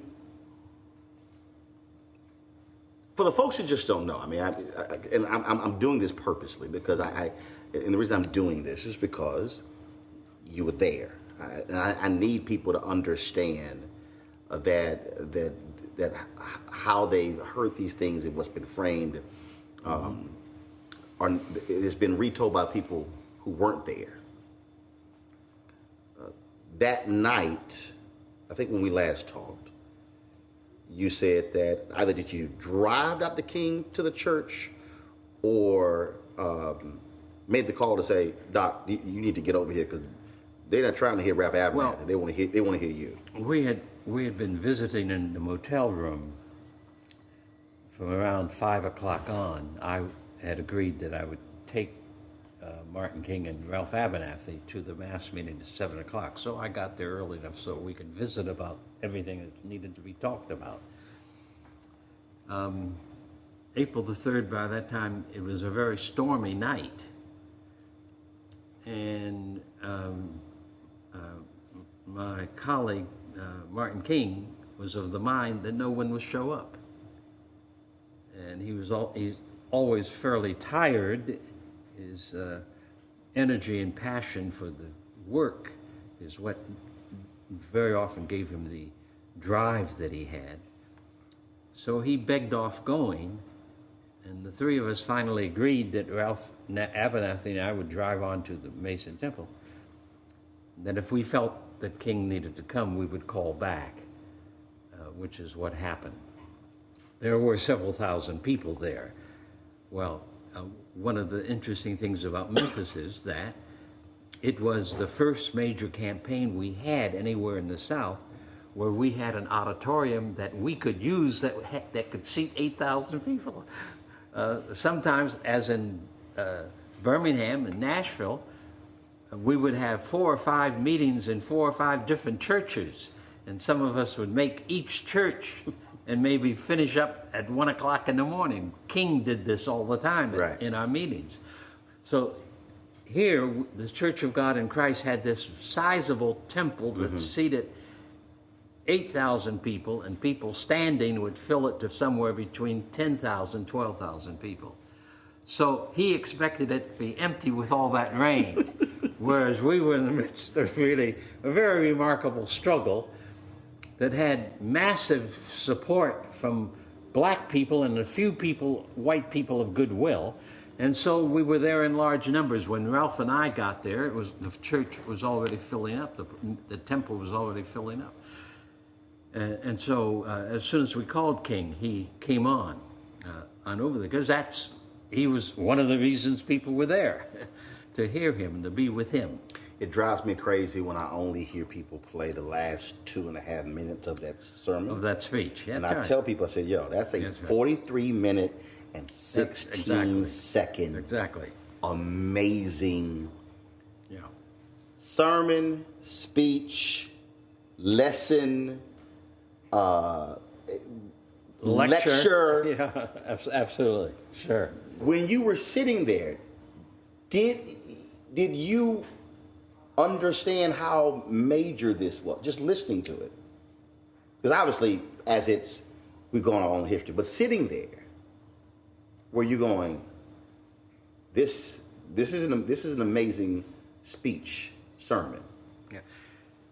Yes, it was one of his best, and I heard that, but I was also chair of the strategy and of the work. You were working? Yes, and so I kept getting phone calls and people coming up to the dais and saying, somebody insists that you have to come back here and talk. And so I finally left the dais and sat down at the bottom of the aisle of where the public phone was so that I wouldn't have to keep running back and forth.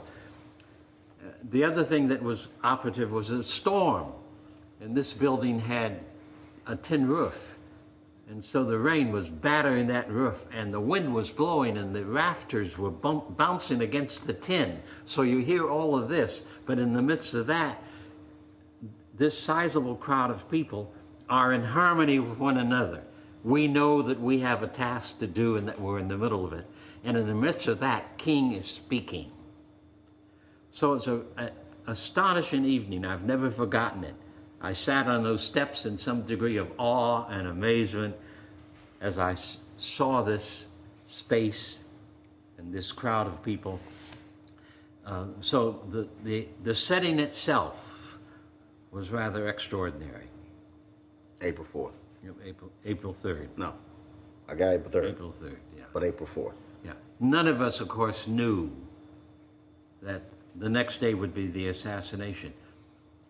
Martin King always talked about the fact that he would be shot down in the streets of the nation in the midst of this campaign. He started talking to us about that actually with the assassination of John F. Kennedy in November of '63. Were it not for a promise you made to your wife, you probably would have been on that balcony. Well, who knows? Yeah. But y'all were meeting, y'all. I mean, all those different. Well, as a family, we try to eat dinner together each night. So. And you told me, you said, yeah, I'll be home by 6. That's right. We agreed 6 o'clock dinner, and so I was on my way home. I was in the kitchen with Dorothy when we heard the news over a television set that Dr. King had been shot. At 6:01. Now I just left him, not too long before that. I was stunned when you said, we immediately went back to work, that you did not really grieve until July. You said it was the work. That's right.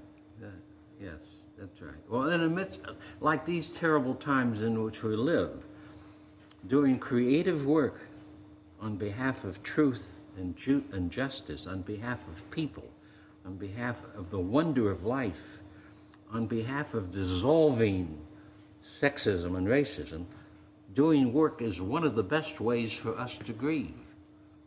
So I recognize that as a pastor, as a religious person. So yes, 9 o'clock Friday morning, we marched. And I worked through the night to be sure that we were going to be there. We're trying to get folks, not just to vote. Right, that's right. But to get them to understand that voting is a process. But what you must do after the election is over is this. So voting is the end of one process, then after the election is the beginning of another process. Voting is but one tactic that comes ever so often. In between, we have to be people deeply engaged in being informed about what our situation is, what the situation of our neighbors is, be concerned for racism, for economic injustice, for working families. So if we stay informed in a daily way, in our own neighborhood, in our own family, and around the community, then the voting becomes a major step that we're more than eager to go ahead and do it well. Get informed, as we in California have to be this year, because we have so many measures on the ballot, as well as Congress, and many of those measures are deceptive, some of the measures are not. So to be engaged, to be an engaged human being, not a distracted human being, but a human being who is what the Buddhists called mindful, to have mindfulness of where you are and what's going on around you. This is one of our major problems. We have a Congress that almost is unaware of the plight of 325 million people in this country. They do not know us. When the Me Too movement explodes, those 11 senators in the Judiciary Committee in the Senate and Congress, they hadn't the slightest idea what this was about. If they knew their country, they would know that second-class citizenship for women and using women as objects for sex has been a long time form of oppression in this country and elsewhere. They would have known of the rape of Indian women, of the rape of slave women. They would know that this was a part of the instrumentality of cruelty that our own country practiced in various ways.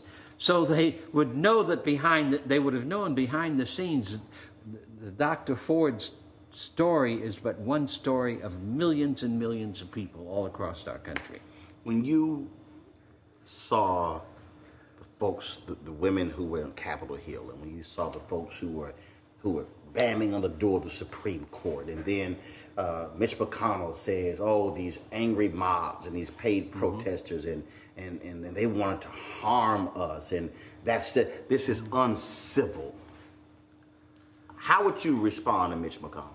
Well, Mitch McConnell is one of the most crude, cruel men we have ever had a political figure in this nation, and as a majority leader.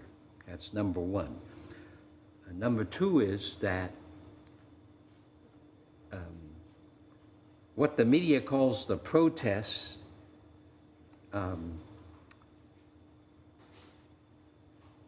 was all right, I suppose. But from my perspective, as a strategist of direct action, it was a mistake. How? Number one, Judge Kavanaugh, anyone who knows anything about the last 50 years in the United States knows what Judge Kavanaugh represents. He represents sexism. He does. He represents racism. The Federalist Society is a society that grew up out of the desegregation movement of the 60s and 70s, and out of the Supreme Court saying that the Constitution includes everybody. The first time that ever happened from the Supreme Court was in 1954.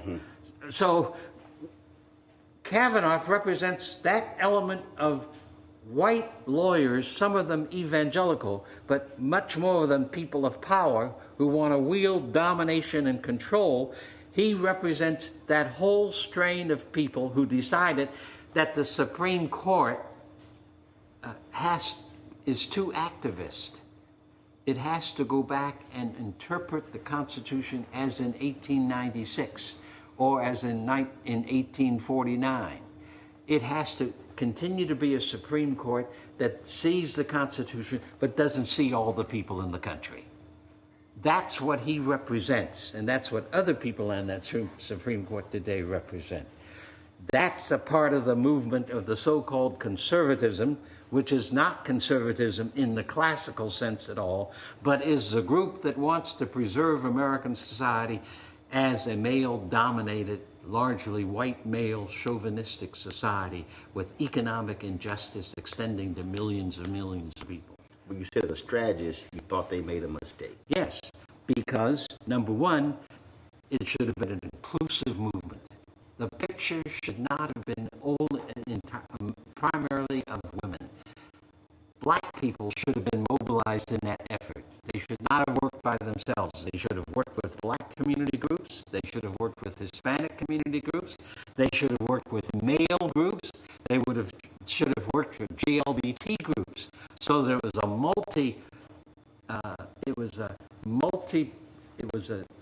diverse, multi-ethnic, heavily mixed gender protest campaign.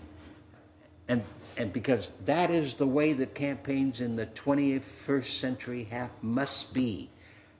They must represent all the voices in this country who are seeking equality and liberty for all. You are not afraid to challenge folks who lead organizations or movements or whatever. When I asked you about Black Lives Matter, you said, again, as a strategist, you have some serious concerns. Yes, because all through the 20th century, all kinds of people around the world took on major tasks of doing justice in which they used the philosophy and theory and the tactics of nonviolence.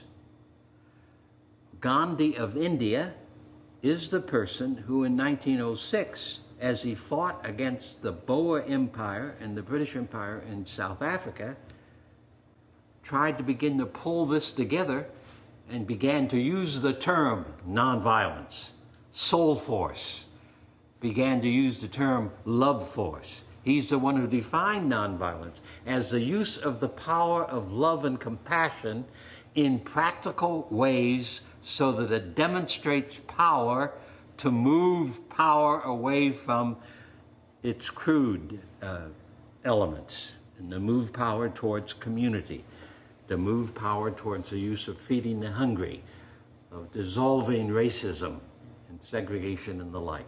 So Gandhi can be called the father of nonviolence. He in his autobiography, Gandhi insists that he's worked on this for some 50 years. He collected strikes. He participated in strikes. He participated in synod campaigns. He participated in campaigns to help sharecroppers in India. He fought the racism of the British Empire in South Africa and elsewhere.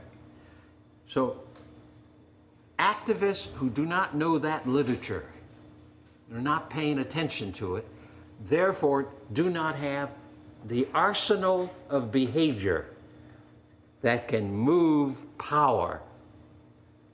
Sit-in campaign, Nashville, Tennessee, 1959-60. It was a group of community people who decided, and it was unheard of in the United States, we are going to desegregate downtown Nashville. That had not even been talked about. It came about because we had for 6 months weekly Saturday morning meetings where 30 to 60 of us met at Saturday morning, and we thrashed out what is the situation we're facing? What are these issues we look at? The first 3 months, we did nothing but a laundry list of the plight of the Negro in Nashville, Tennessee. So you didn't plan a march? You didn't plan a rally? We didn't plan anything. Then the next 3 months, April, May, June, we thrashed out the laundry list and said, where do we begin to demonstrate that Montgomery bus boycott was not an accident, it's an agency of history, and it can be repeated. And the unanimous decision out of those meetings was, we will desegregate downtown Nashville.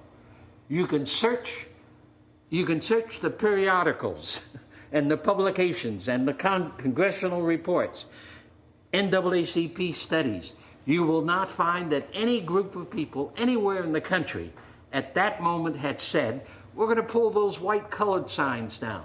There will be no more signs. No dirty Jew. No dirty wop. No wetback. No chink. No Jap. No colored. No Negro. White only. Those signs are going to come down.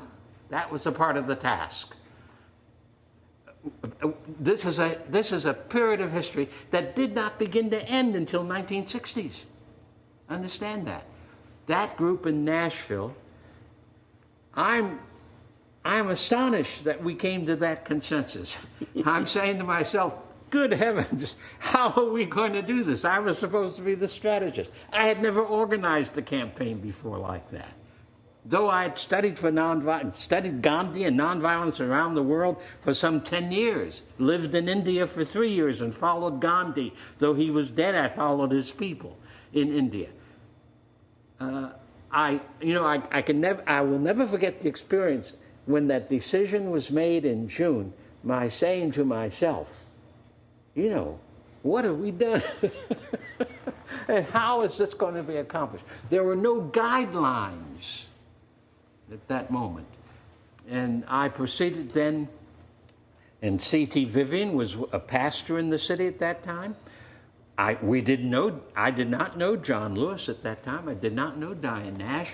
I did not know Miriam Berry. These were all people we recruited to come to the first workshops in the fall of '59 as we began preparing ourselves to do this work. So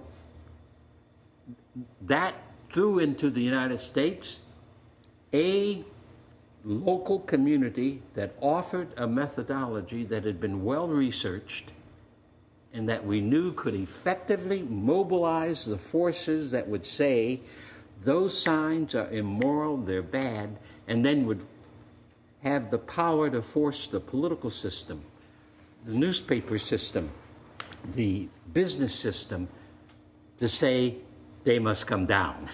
The city has to begin desegregation. And so Nashville was the first city in the southeastern part of the country that began to pull those signs down, renovate restrooms and waiting rooms in public places, pull the public signs down, the private signs down. And of course then the 1964 Civil Rights Bill, which the Kennedy administration, the Johnson administration, with a lot of Republicans and Democrats supporting it, then outlawed a private or public institution having such signs anywhere around the premises, or being able to say certain people of the USA can't come in here to have a hot dog or a Coke. So now it became law in '64. But it is Nashville that moved the people in such a fashion that We represented a power that could not be smothered and a power that could not be denied its right to demand that a little bit of justice begin. So what do you tell somebody today? What do you tell that young person who's watching, that person who was in their 20s or 30s, who says, okay, Reverend Lawson, that's great, I hear you, but everything you're talking about, that can't be used today. That won't work today. This is a whole different world. Everything that you've done, I appreciate it, but it can't work in the 21st century. First of all, such a young person represents the United States of America and its conventional culture. That's what I've heard all my life, in the 40s, in the 50s, in the 60s, in the 70s, and today. But they better begin to recognize that in socio-political issues, cultural issues, there are some rules that the universe will not allow to be broken. For an example, an ancient wisdom has said this. Jesus said you cannot get grapes out of a thistle bush. Jesus of Nazareth, without all the Christian dogma that gets in the way of the teacher and what the person did in his own time, you can't get grapes out of a thistle bush. You cannot get figs out of a thorn bush. You have to get grapes out of a grapevine. The same is true in terms of the principles of political struggle, social struggle. You cannot overcome the forces of Trumpism by imitating Trumpism in language or in behavior or in vision. You cannot do eye for an eye and a tooth for tooth with Trump and expect you're going to get rid of him. I think the voices that say, you know, this election is going to do it are nonsense. The forces of wickedness that Trump produced, Trump, are now on the rise in Europe as well as in the United States. Mm-hmm.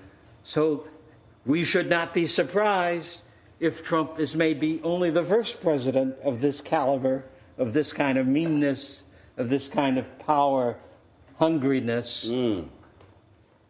It could happen, and I do not see national political voices who recognize the simple fact. Trump can only be defeated by a vision and a movement that does not act like Trump, but acts like people who know that they are alive and that love and truth are the ways that we best exemplify our humanity and the gift of life. There is no difference. And this is what greatly troubles me, because I listen to certain commentaries. I read the New York Times, the Los Angeles Times. I read a number of different magazines all the time, a practice that I started in 1942. And I recognize that the voices that will allow we, the people of the USA, not to lose our struggle for truth and beauty are not there at this moment. You just turned 90. I just turned 90.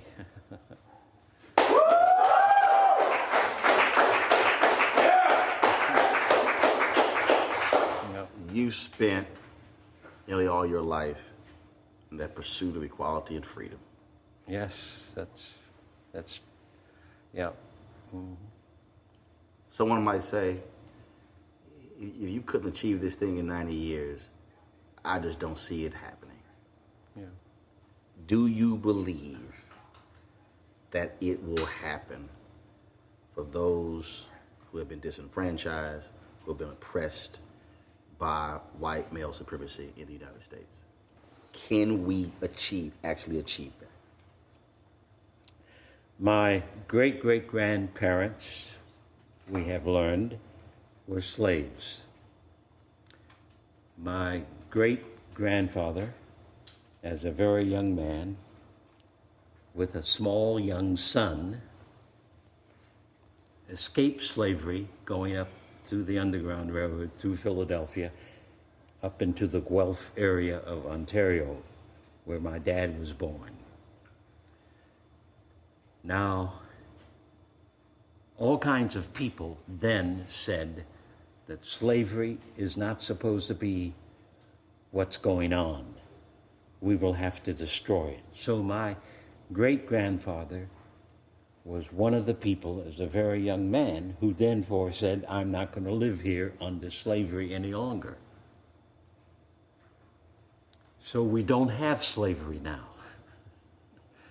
Now, I have to admit that there's some forms of slavery in other names in the United States. The people who work 60 and 80 hours a day and then have a hard time keeping food on their table or shelter over their head or caring for their children and transportation is of course, another form of slavery, though it's not called that. The point I'm making is that we're at this mark in our history because the changes to become a nation under God, where in fact justice and access for every baby is birthed, is underway. And Jeff Sessions, the Attorney General, represents the old order who would like to turn the clock back. But the clock is not going to be turned back. There may be great agony along the way between now and then, but the American people already have indicated that they don't want to go back to segregation. That especially young people today, and if we could get young people to follow the example of Gandhi or Rosa Parks and to strategize their behavior. America says you must do something. Well, doing something that doesn't work is the same as doing nothing. That's Gandhi.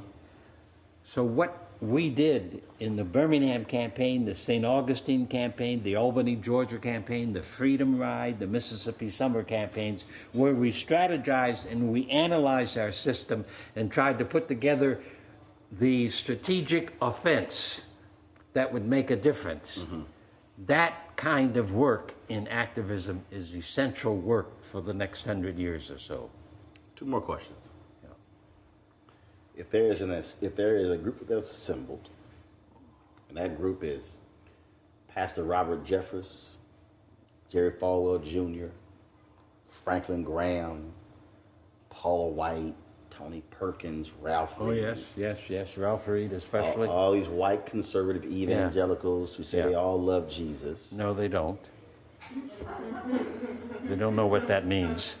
If that group is assembled, and you are standing before them, what do you tell them?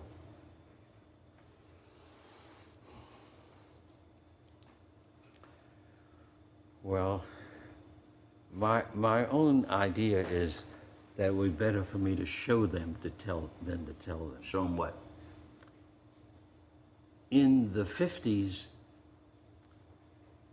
Jerry Falwell, that you mentioned, Pat Robinson, Perkins, Jim Dobson, those are all people of my generation.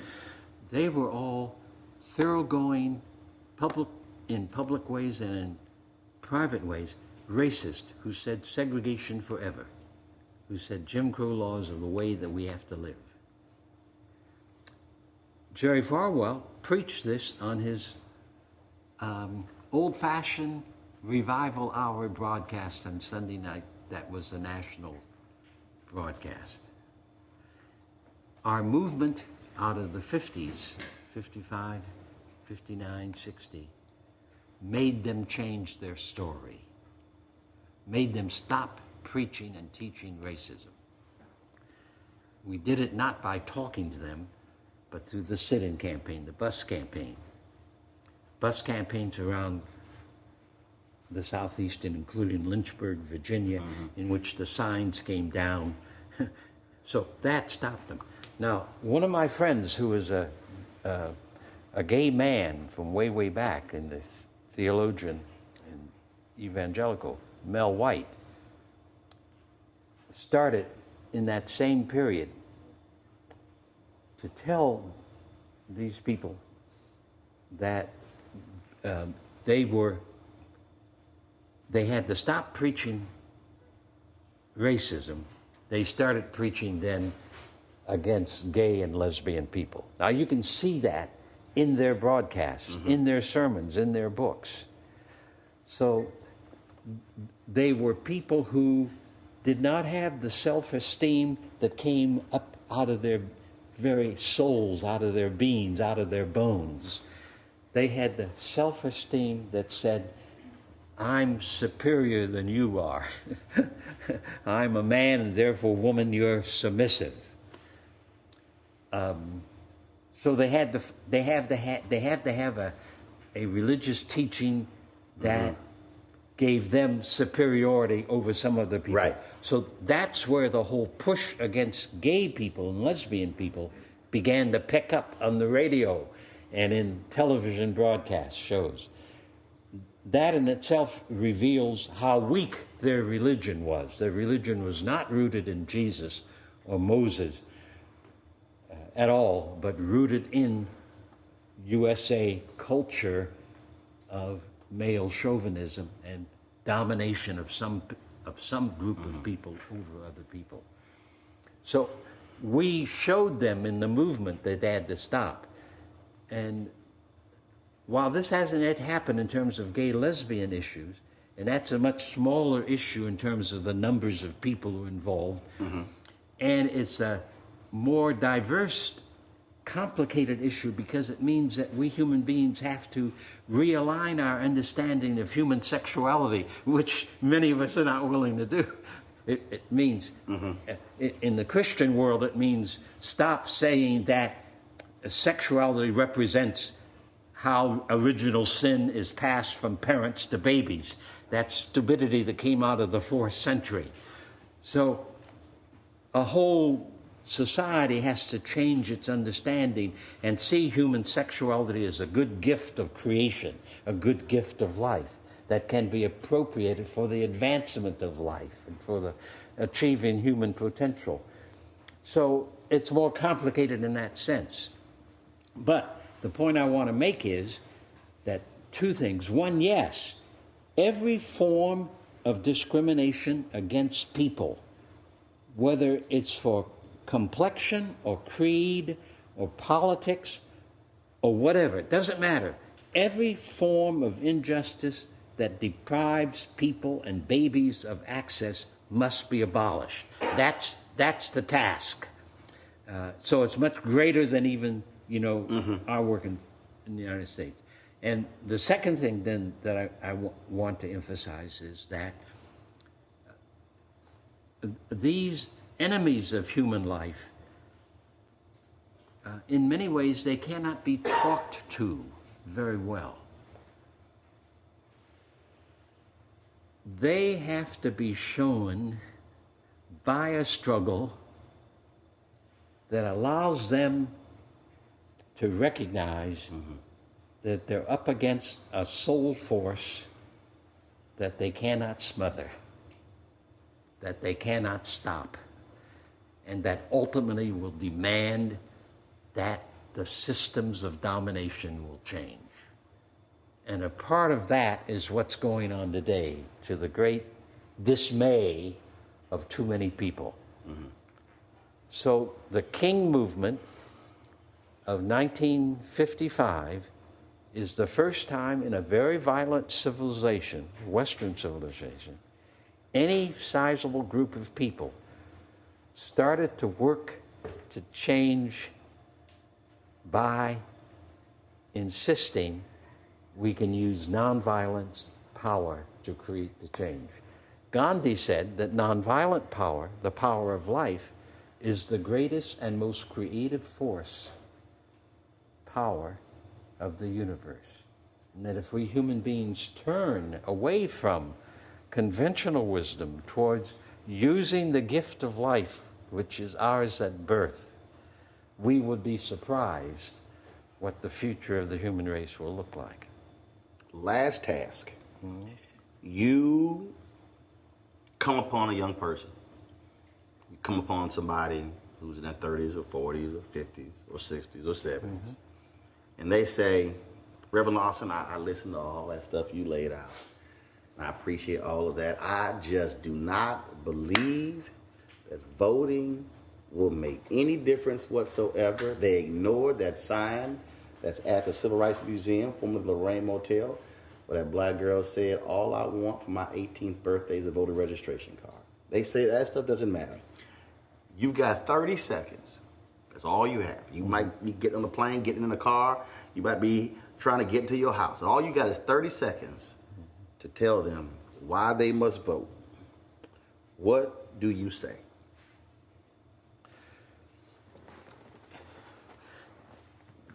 All right, I'm not sure I can handle that issue, but... A little hard for a preacher to have 30 seconds, huh? Yeah. Go ahead. Okay.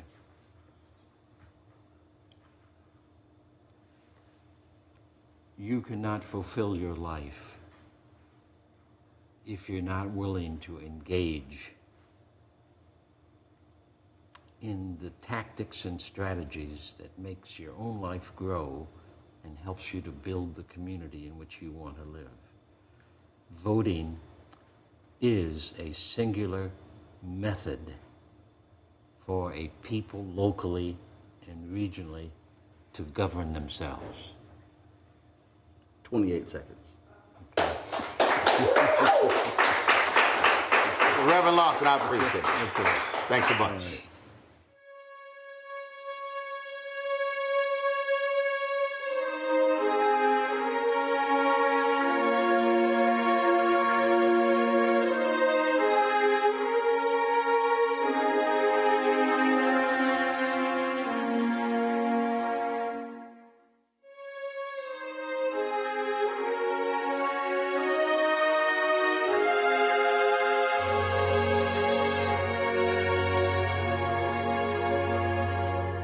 This evening? Are you taking life notes? This is Oprah calls it the master class. This is something past that. So now we move to the part of our program where we talk about how you make a plan. And when plan A doesn't work, what about plan B, C? And when you find yourself at plan Z, do you keep on going? The architect of the nonviolent resistance, the man who wrote the blueprint for the plan, and the giant who executed it beautifully. Our next panel. We often hear people don't need an introduction. Well, this is gospel. Neither of these civil rights icons needs me to say anything more than their name. Can I please get you on your feet to welcome to the stage the great Congressman, John Lewis.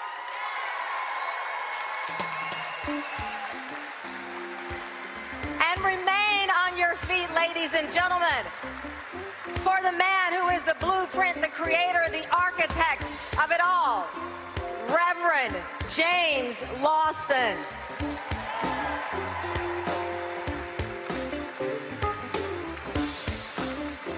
Please stay on your feet and give these men the honor they so gratefully have earned from all of us here.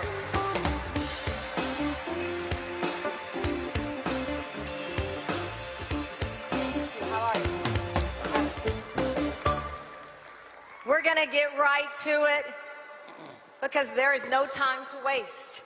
If you've watched the news, if you've read a paper, you know the time is now. Congressman, let's talk about where we are. Millions of people around this country marched in defiance against what they see are gun laws that are not serving the people. Where are we today as it relates to the ability to sustain a movement? to keep it going 50 years after Dr. King's assassination? Well, thank you very much. I'm honored to be here tonight, to be with you, to be with my teacher, my friend, my brother, Jim Lawson. My philosophy is very simple. When you see something that is not right, not fair, not just, you have a moral obligation to say something, to do something. You cannot afford to be quiet. I think we're going to continue to go forward. These children, these young people, the women of America, but especially the young people going to get us there. I am very hopeful and very optimistic that these young people will be the leaders of the 21st century. Reverend Lawson, seeing what we've witnessed, as Congressman Lewis said, these young people, the women, the young women on this stage today that are carrying the lessons that you taught Dr. King, that you taught Congressman Lewis, how does it make you feel to see those very tools that you came back with implemented? You want me to speak the truth, or you just want me to talk? The truth and nothing but the truth, so help us God. Well, number one, I'm going to say, my observation is that most activism in the United States today is the activism of the USA and is largely cultural activism. What do you mean by that? I mean by that the lessons from the Rosa Parks King movement, which is a separate entity from what's called the Civil Rights Movement, was a different kind of movement. It was a movement that recognized, in the first instance, that each one of us had power in the very gift of life, and that we had to use the gift of life, that's a precious gift from creation.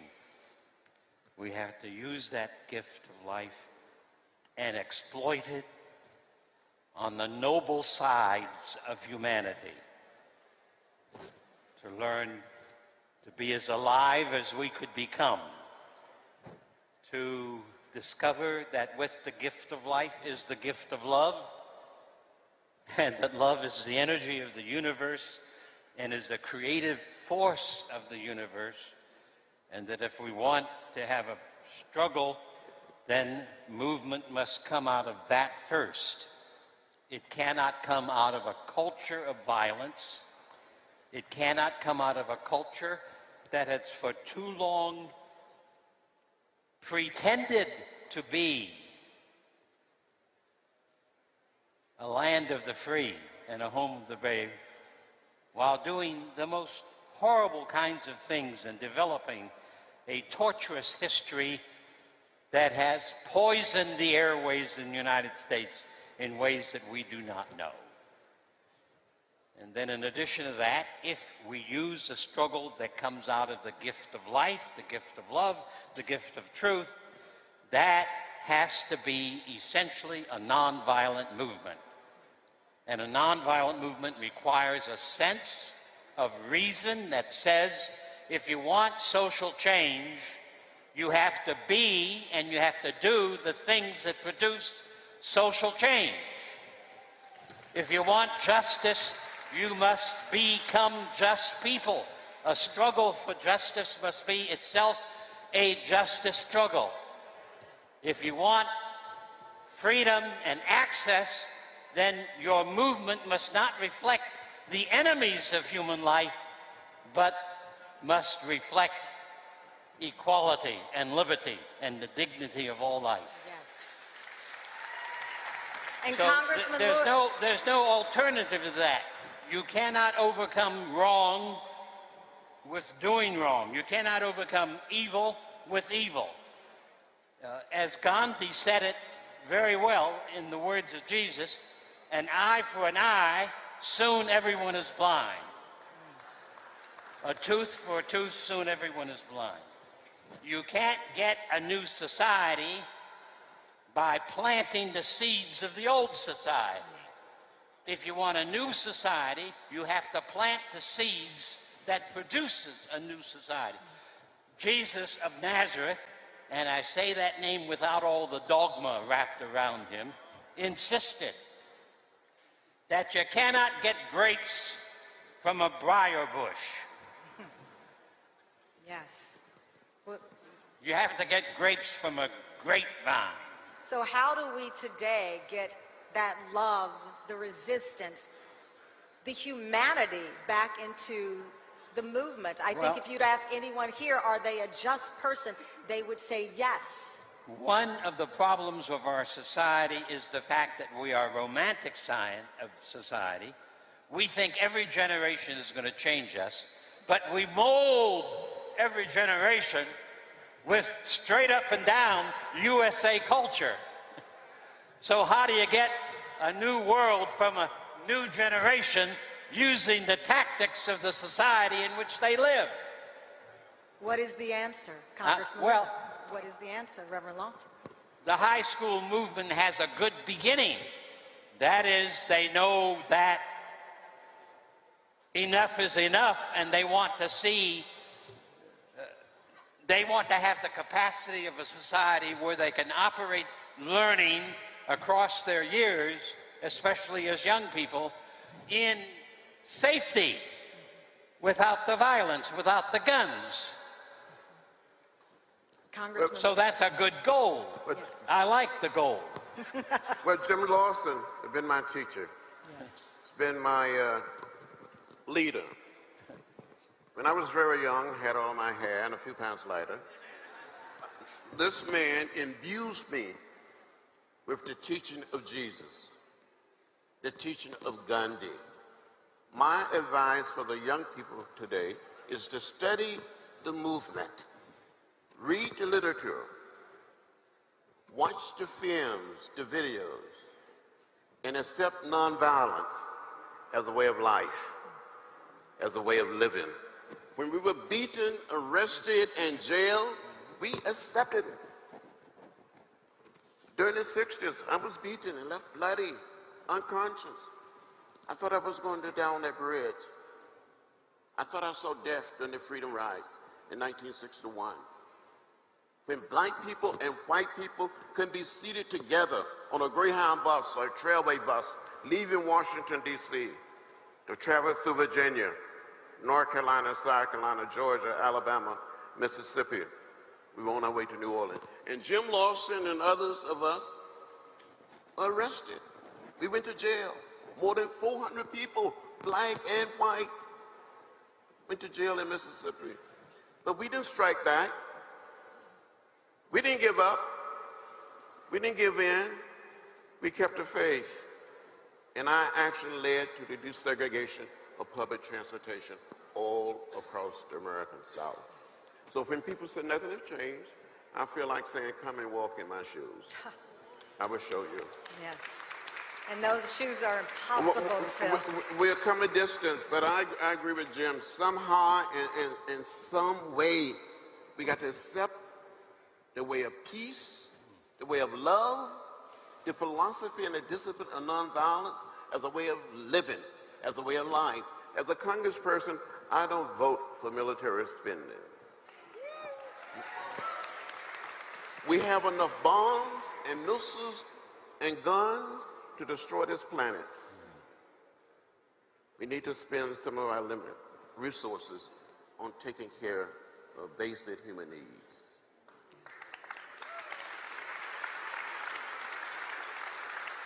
When you hear from the young people who are on this stage, when you hear them, and I watch them come up to both of you asking to sit down and just provide them some advice, the blueprint hasn't changed. What worked 50 years ago can work today, but they feel under siege.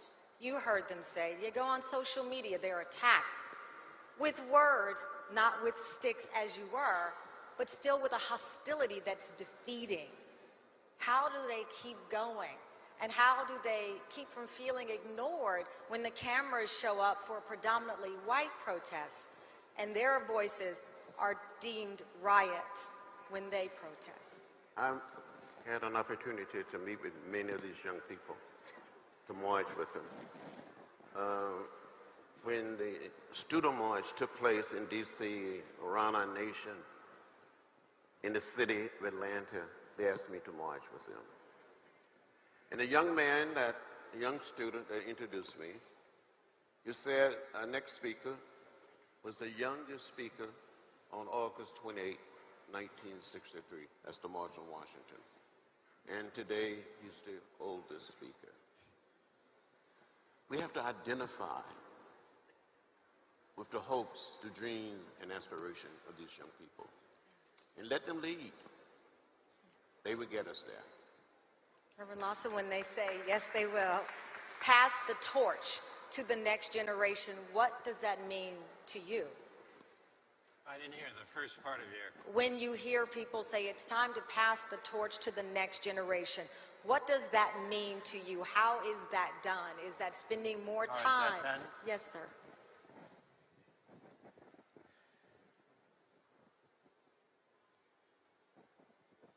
Well, one of the ways it's done is by young people putting themselves in a position where they can hear and feel and study and debate over some of these struggles.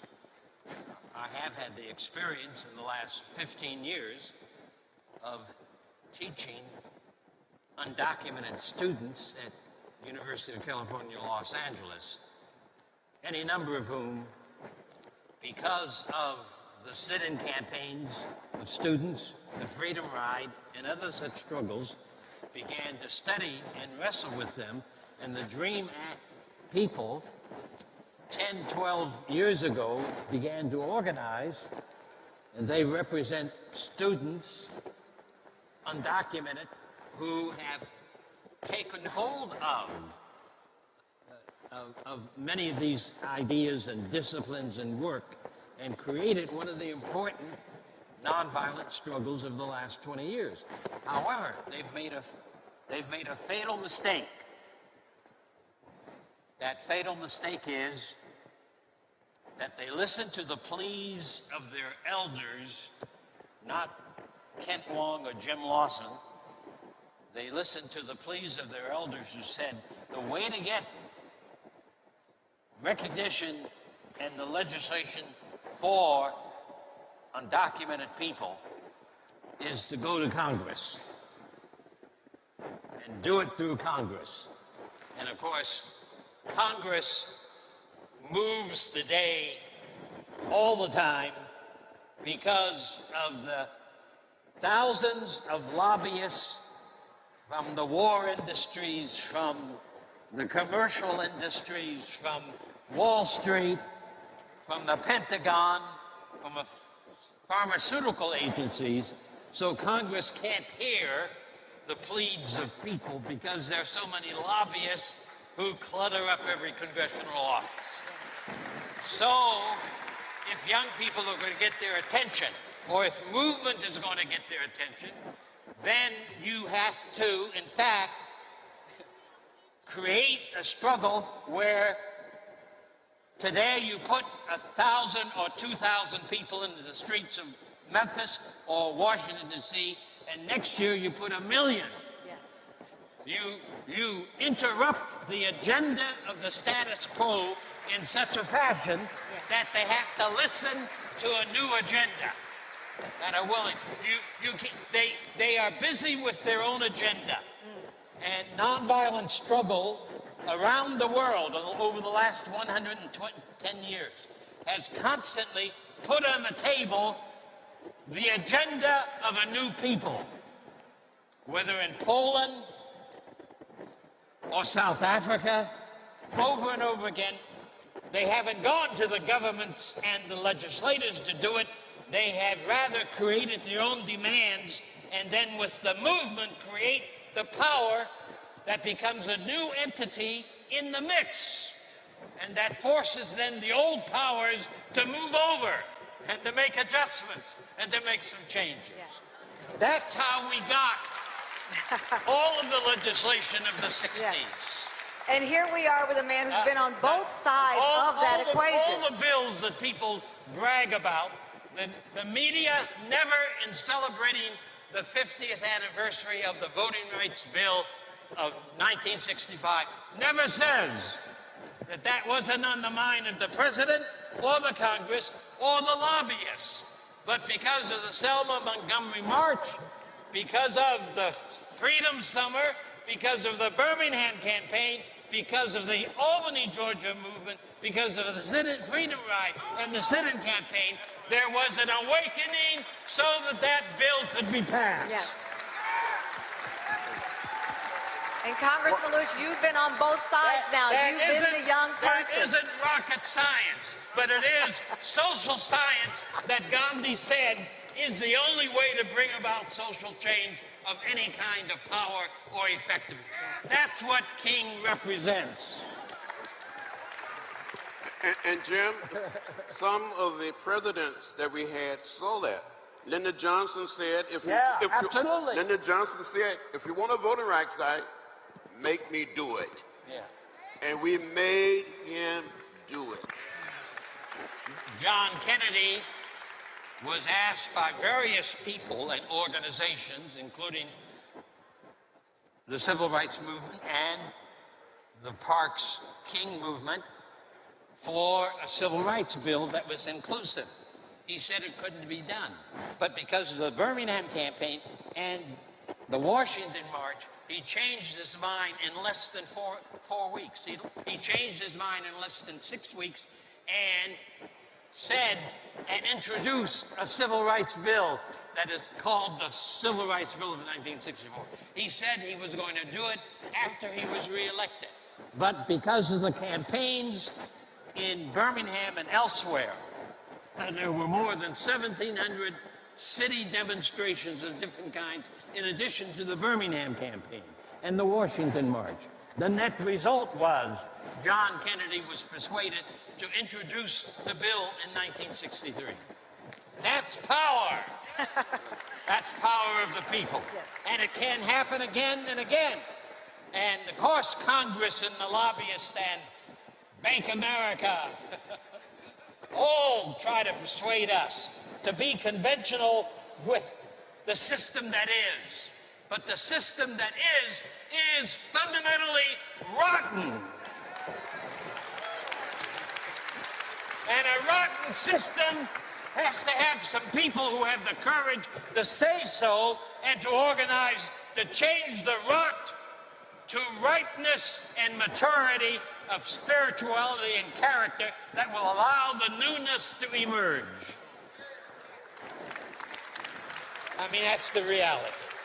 In addition, Cameron, we have to use the power of the vote. I've said on many occasions that the vote is the most powerful nonviolent instrument or tool we have in a democratic society, and we have to use it. And too many of us fail to use it.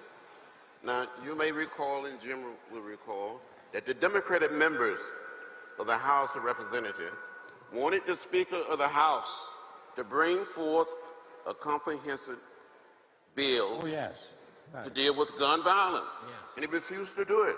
So we had a sit-in. My colleagues came to me and said, John, what should we do?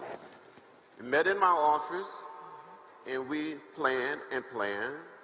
We decided at a certain time, on a certain day, we would have a sit-in in the well of the House. The first time in the history of our country that members of Congress occupied the floor of the House for more than 26 hours. All Democratic members and almost every Democratic senator came over and joined us. And we may do it again. We may do it. Not just when it comes to gun violence, but we have more than 800,000 dreamers. These young people came here as little children, and we are not kind to them. We need to set them on a path to citizenship. And we may have to turn the Congress upside down and America upside down as Dr. King said, to set it right side up until we get action. You've been on both sides. Yeah. You've been the young person ready to turn Congress upside down, and now you're a member of Congress. Well, since I've been in Congress, I've been arrested 5 times. And I'm probably going to get arrested again for something. and it's okay. Yes. And you go and you try to do everything in an orderly, peaceful, nonviolent fashion, but you have an obligation to disturb the order of things. Do you see the frustration in the young people who are trying to figure it out, who know right from wrong, who know the injustices, whether it's the disproportionate number of black men who are incarcerated, the economic disparities, the game feeling like it is still heavily weighed against you, but not knowing, maybe it's through us not spreading the history in a way to connect, I don't know, that they can sustain the movement through the very plan that was put in place when you were a boy, getting advice from Reverend Lawson. Well, when I was much younger, Jim was working with an organization called the Fellowship of Reconciliation, and he had a little comic book. The what? You had a comic book. Yeah. That's yes. Martin Luther King. Montgomery bus boycott. Yes. And the Montgomery story. Right. And we read that little book. Yeah. That's right. We digested. That's right. It taught us everything. Diane Nash will tell you, it prepared us, and we were ready. Yeah. We were ready. We have been imbued. We were ready to march into hell's fire. And that was one of the few pieces of material that we had relevant to the times in which we live, a comic book story of the Montgomery bus boycott. And I used it all over the South. I passed it out in my travels to my work in 58, 59, 60. And it told the story very effectively. And it told the story as an example of what nonviolent struggle can do. I want John and Tamarin to just inject something.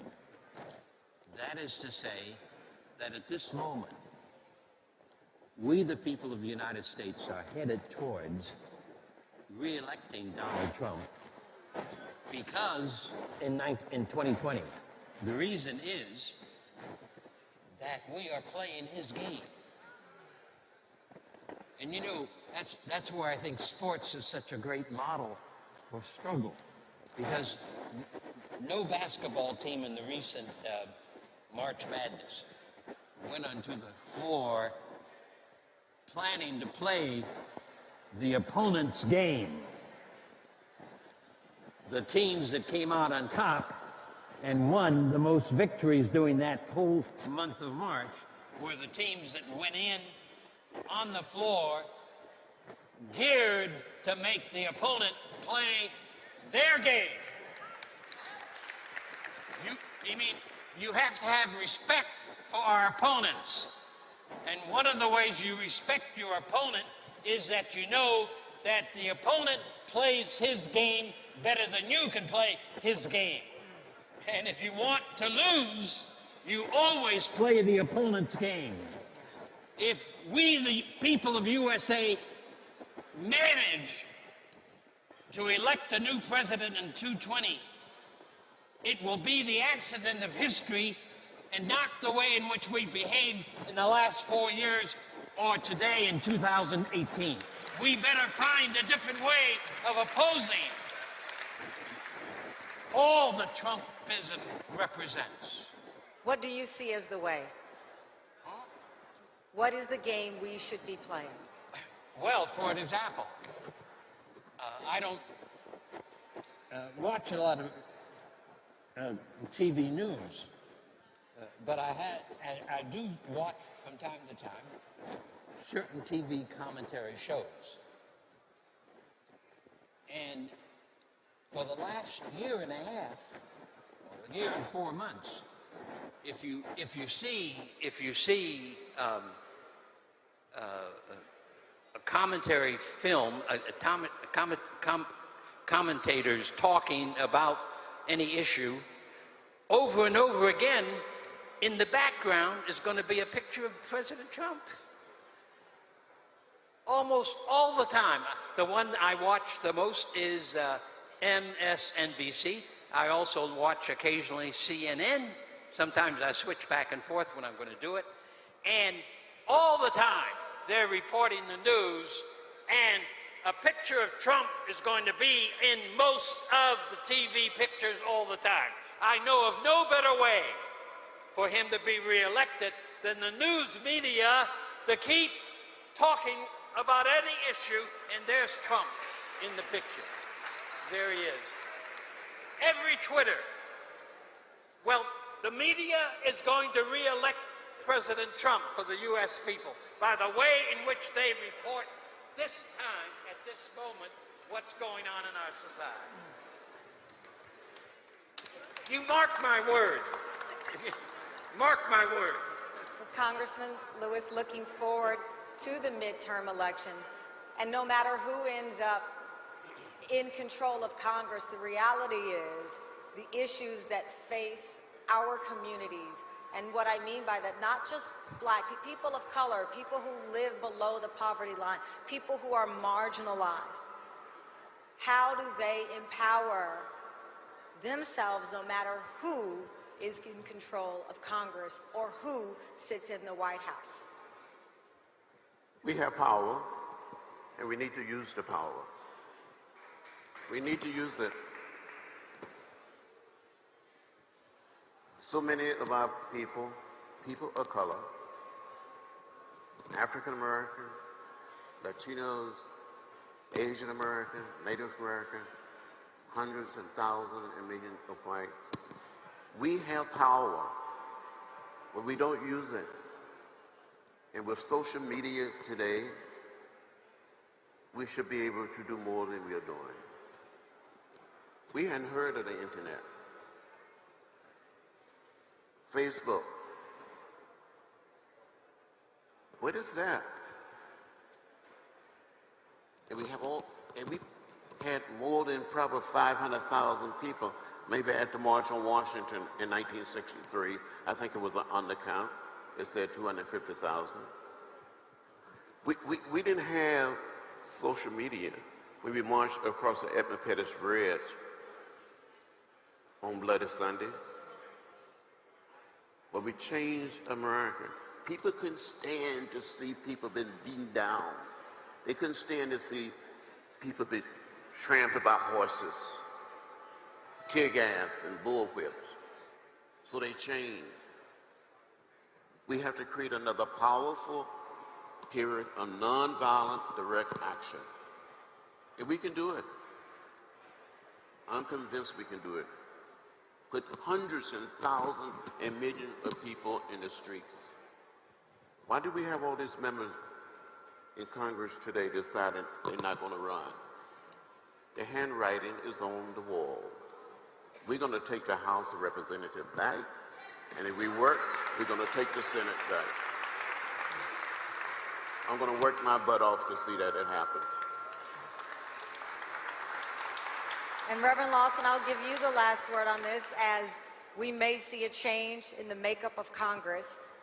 Ultimately, what you started out the beginning of your message was humanity, finding that voice within all of us that can reach in a nonviolent way to affect change. You said to me, do you want me to tell you the truth? So I'll ask you today, do you believe that we are on the verge with the young people, with where we are we on the verge of recreating what you created 50 years ago? No. Say it directly. We, the people of the USA, really do not have a political party.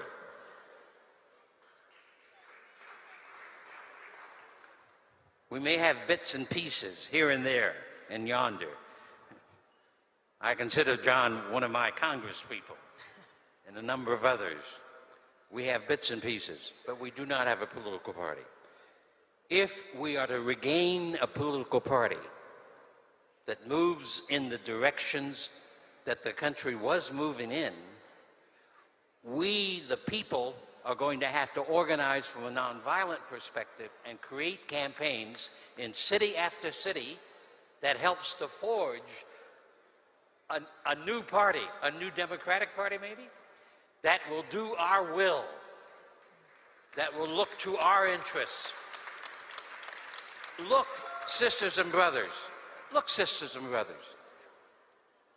Harvard University produced a study of the costs of the Iraq War. I think that report was issued about maybe 2 years ago. Harvard University study indicated we have spent $6 trillion for the Iraq War. $6 trillion for the Iraq War.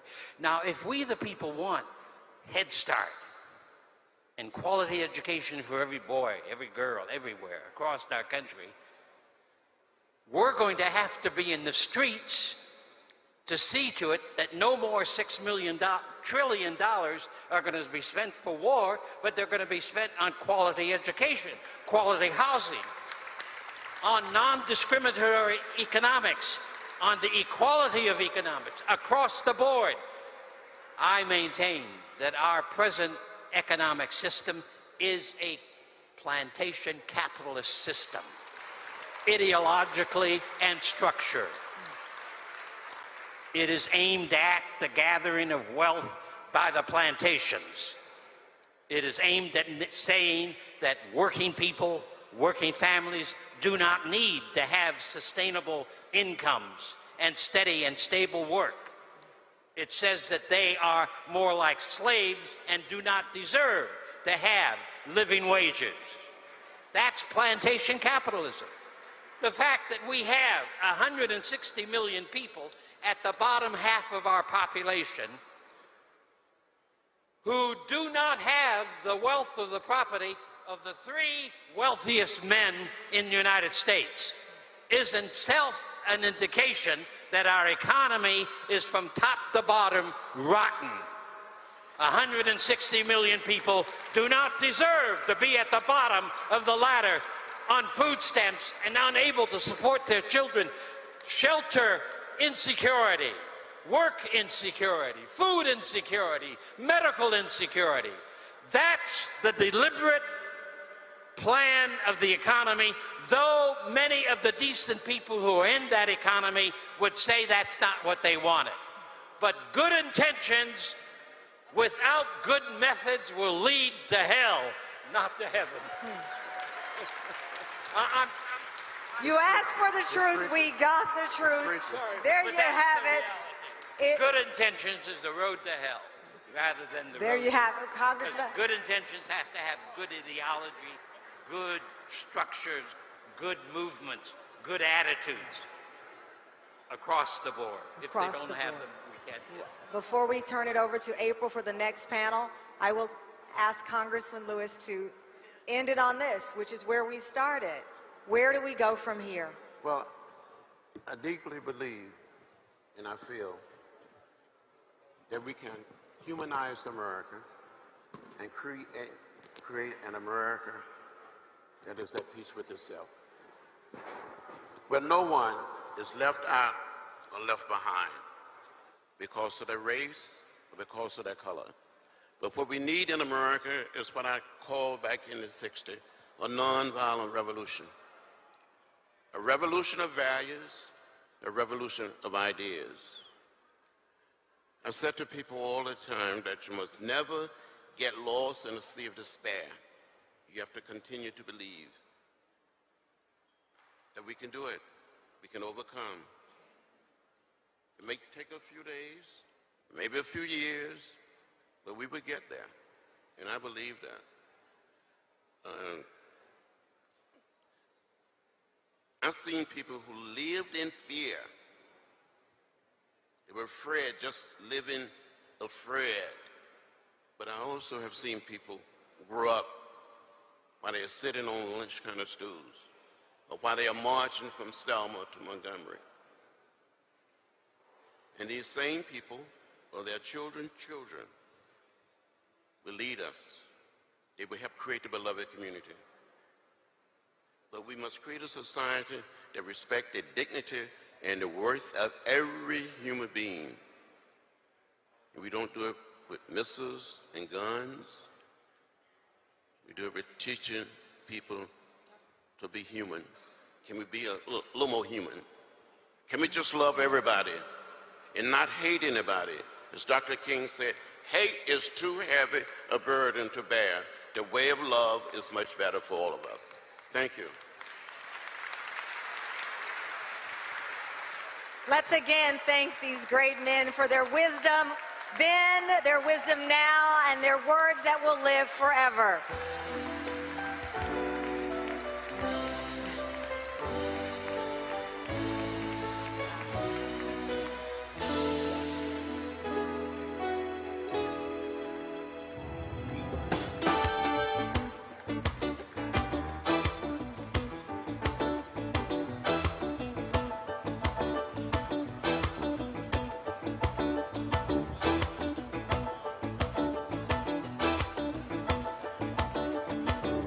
You want to check out Roland Martin Unfiltered?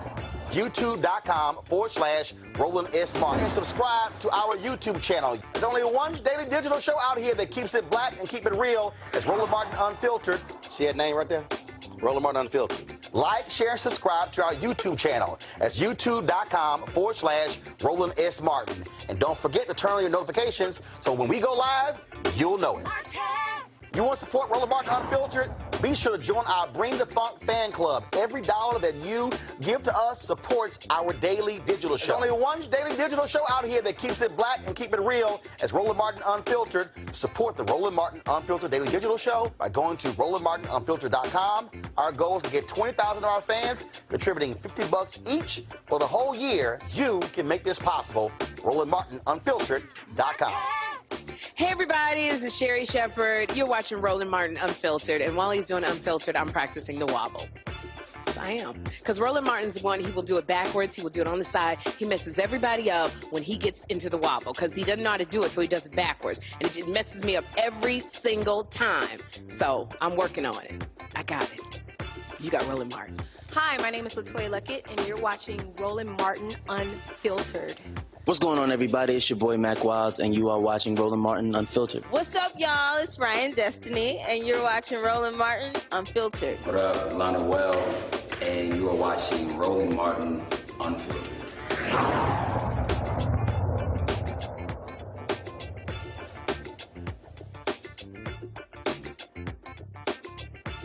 Hey fam, want to check out Roland Martin Unfiltered? The blackest show on all of digital, cable, and broadcast. Check out our audio podcast. There's only one daily digital show out here that keeps it black and keep it real. It's Roland Martin Unfiltered. Press play.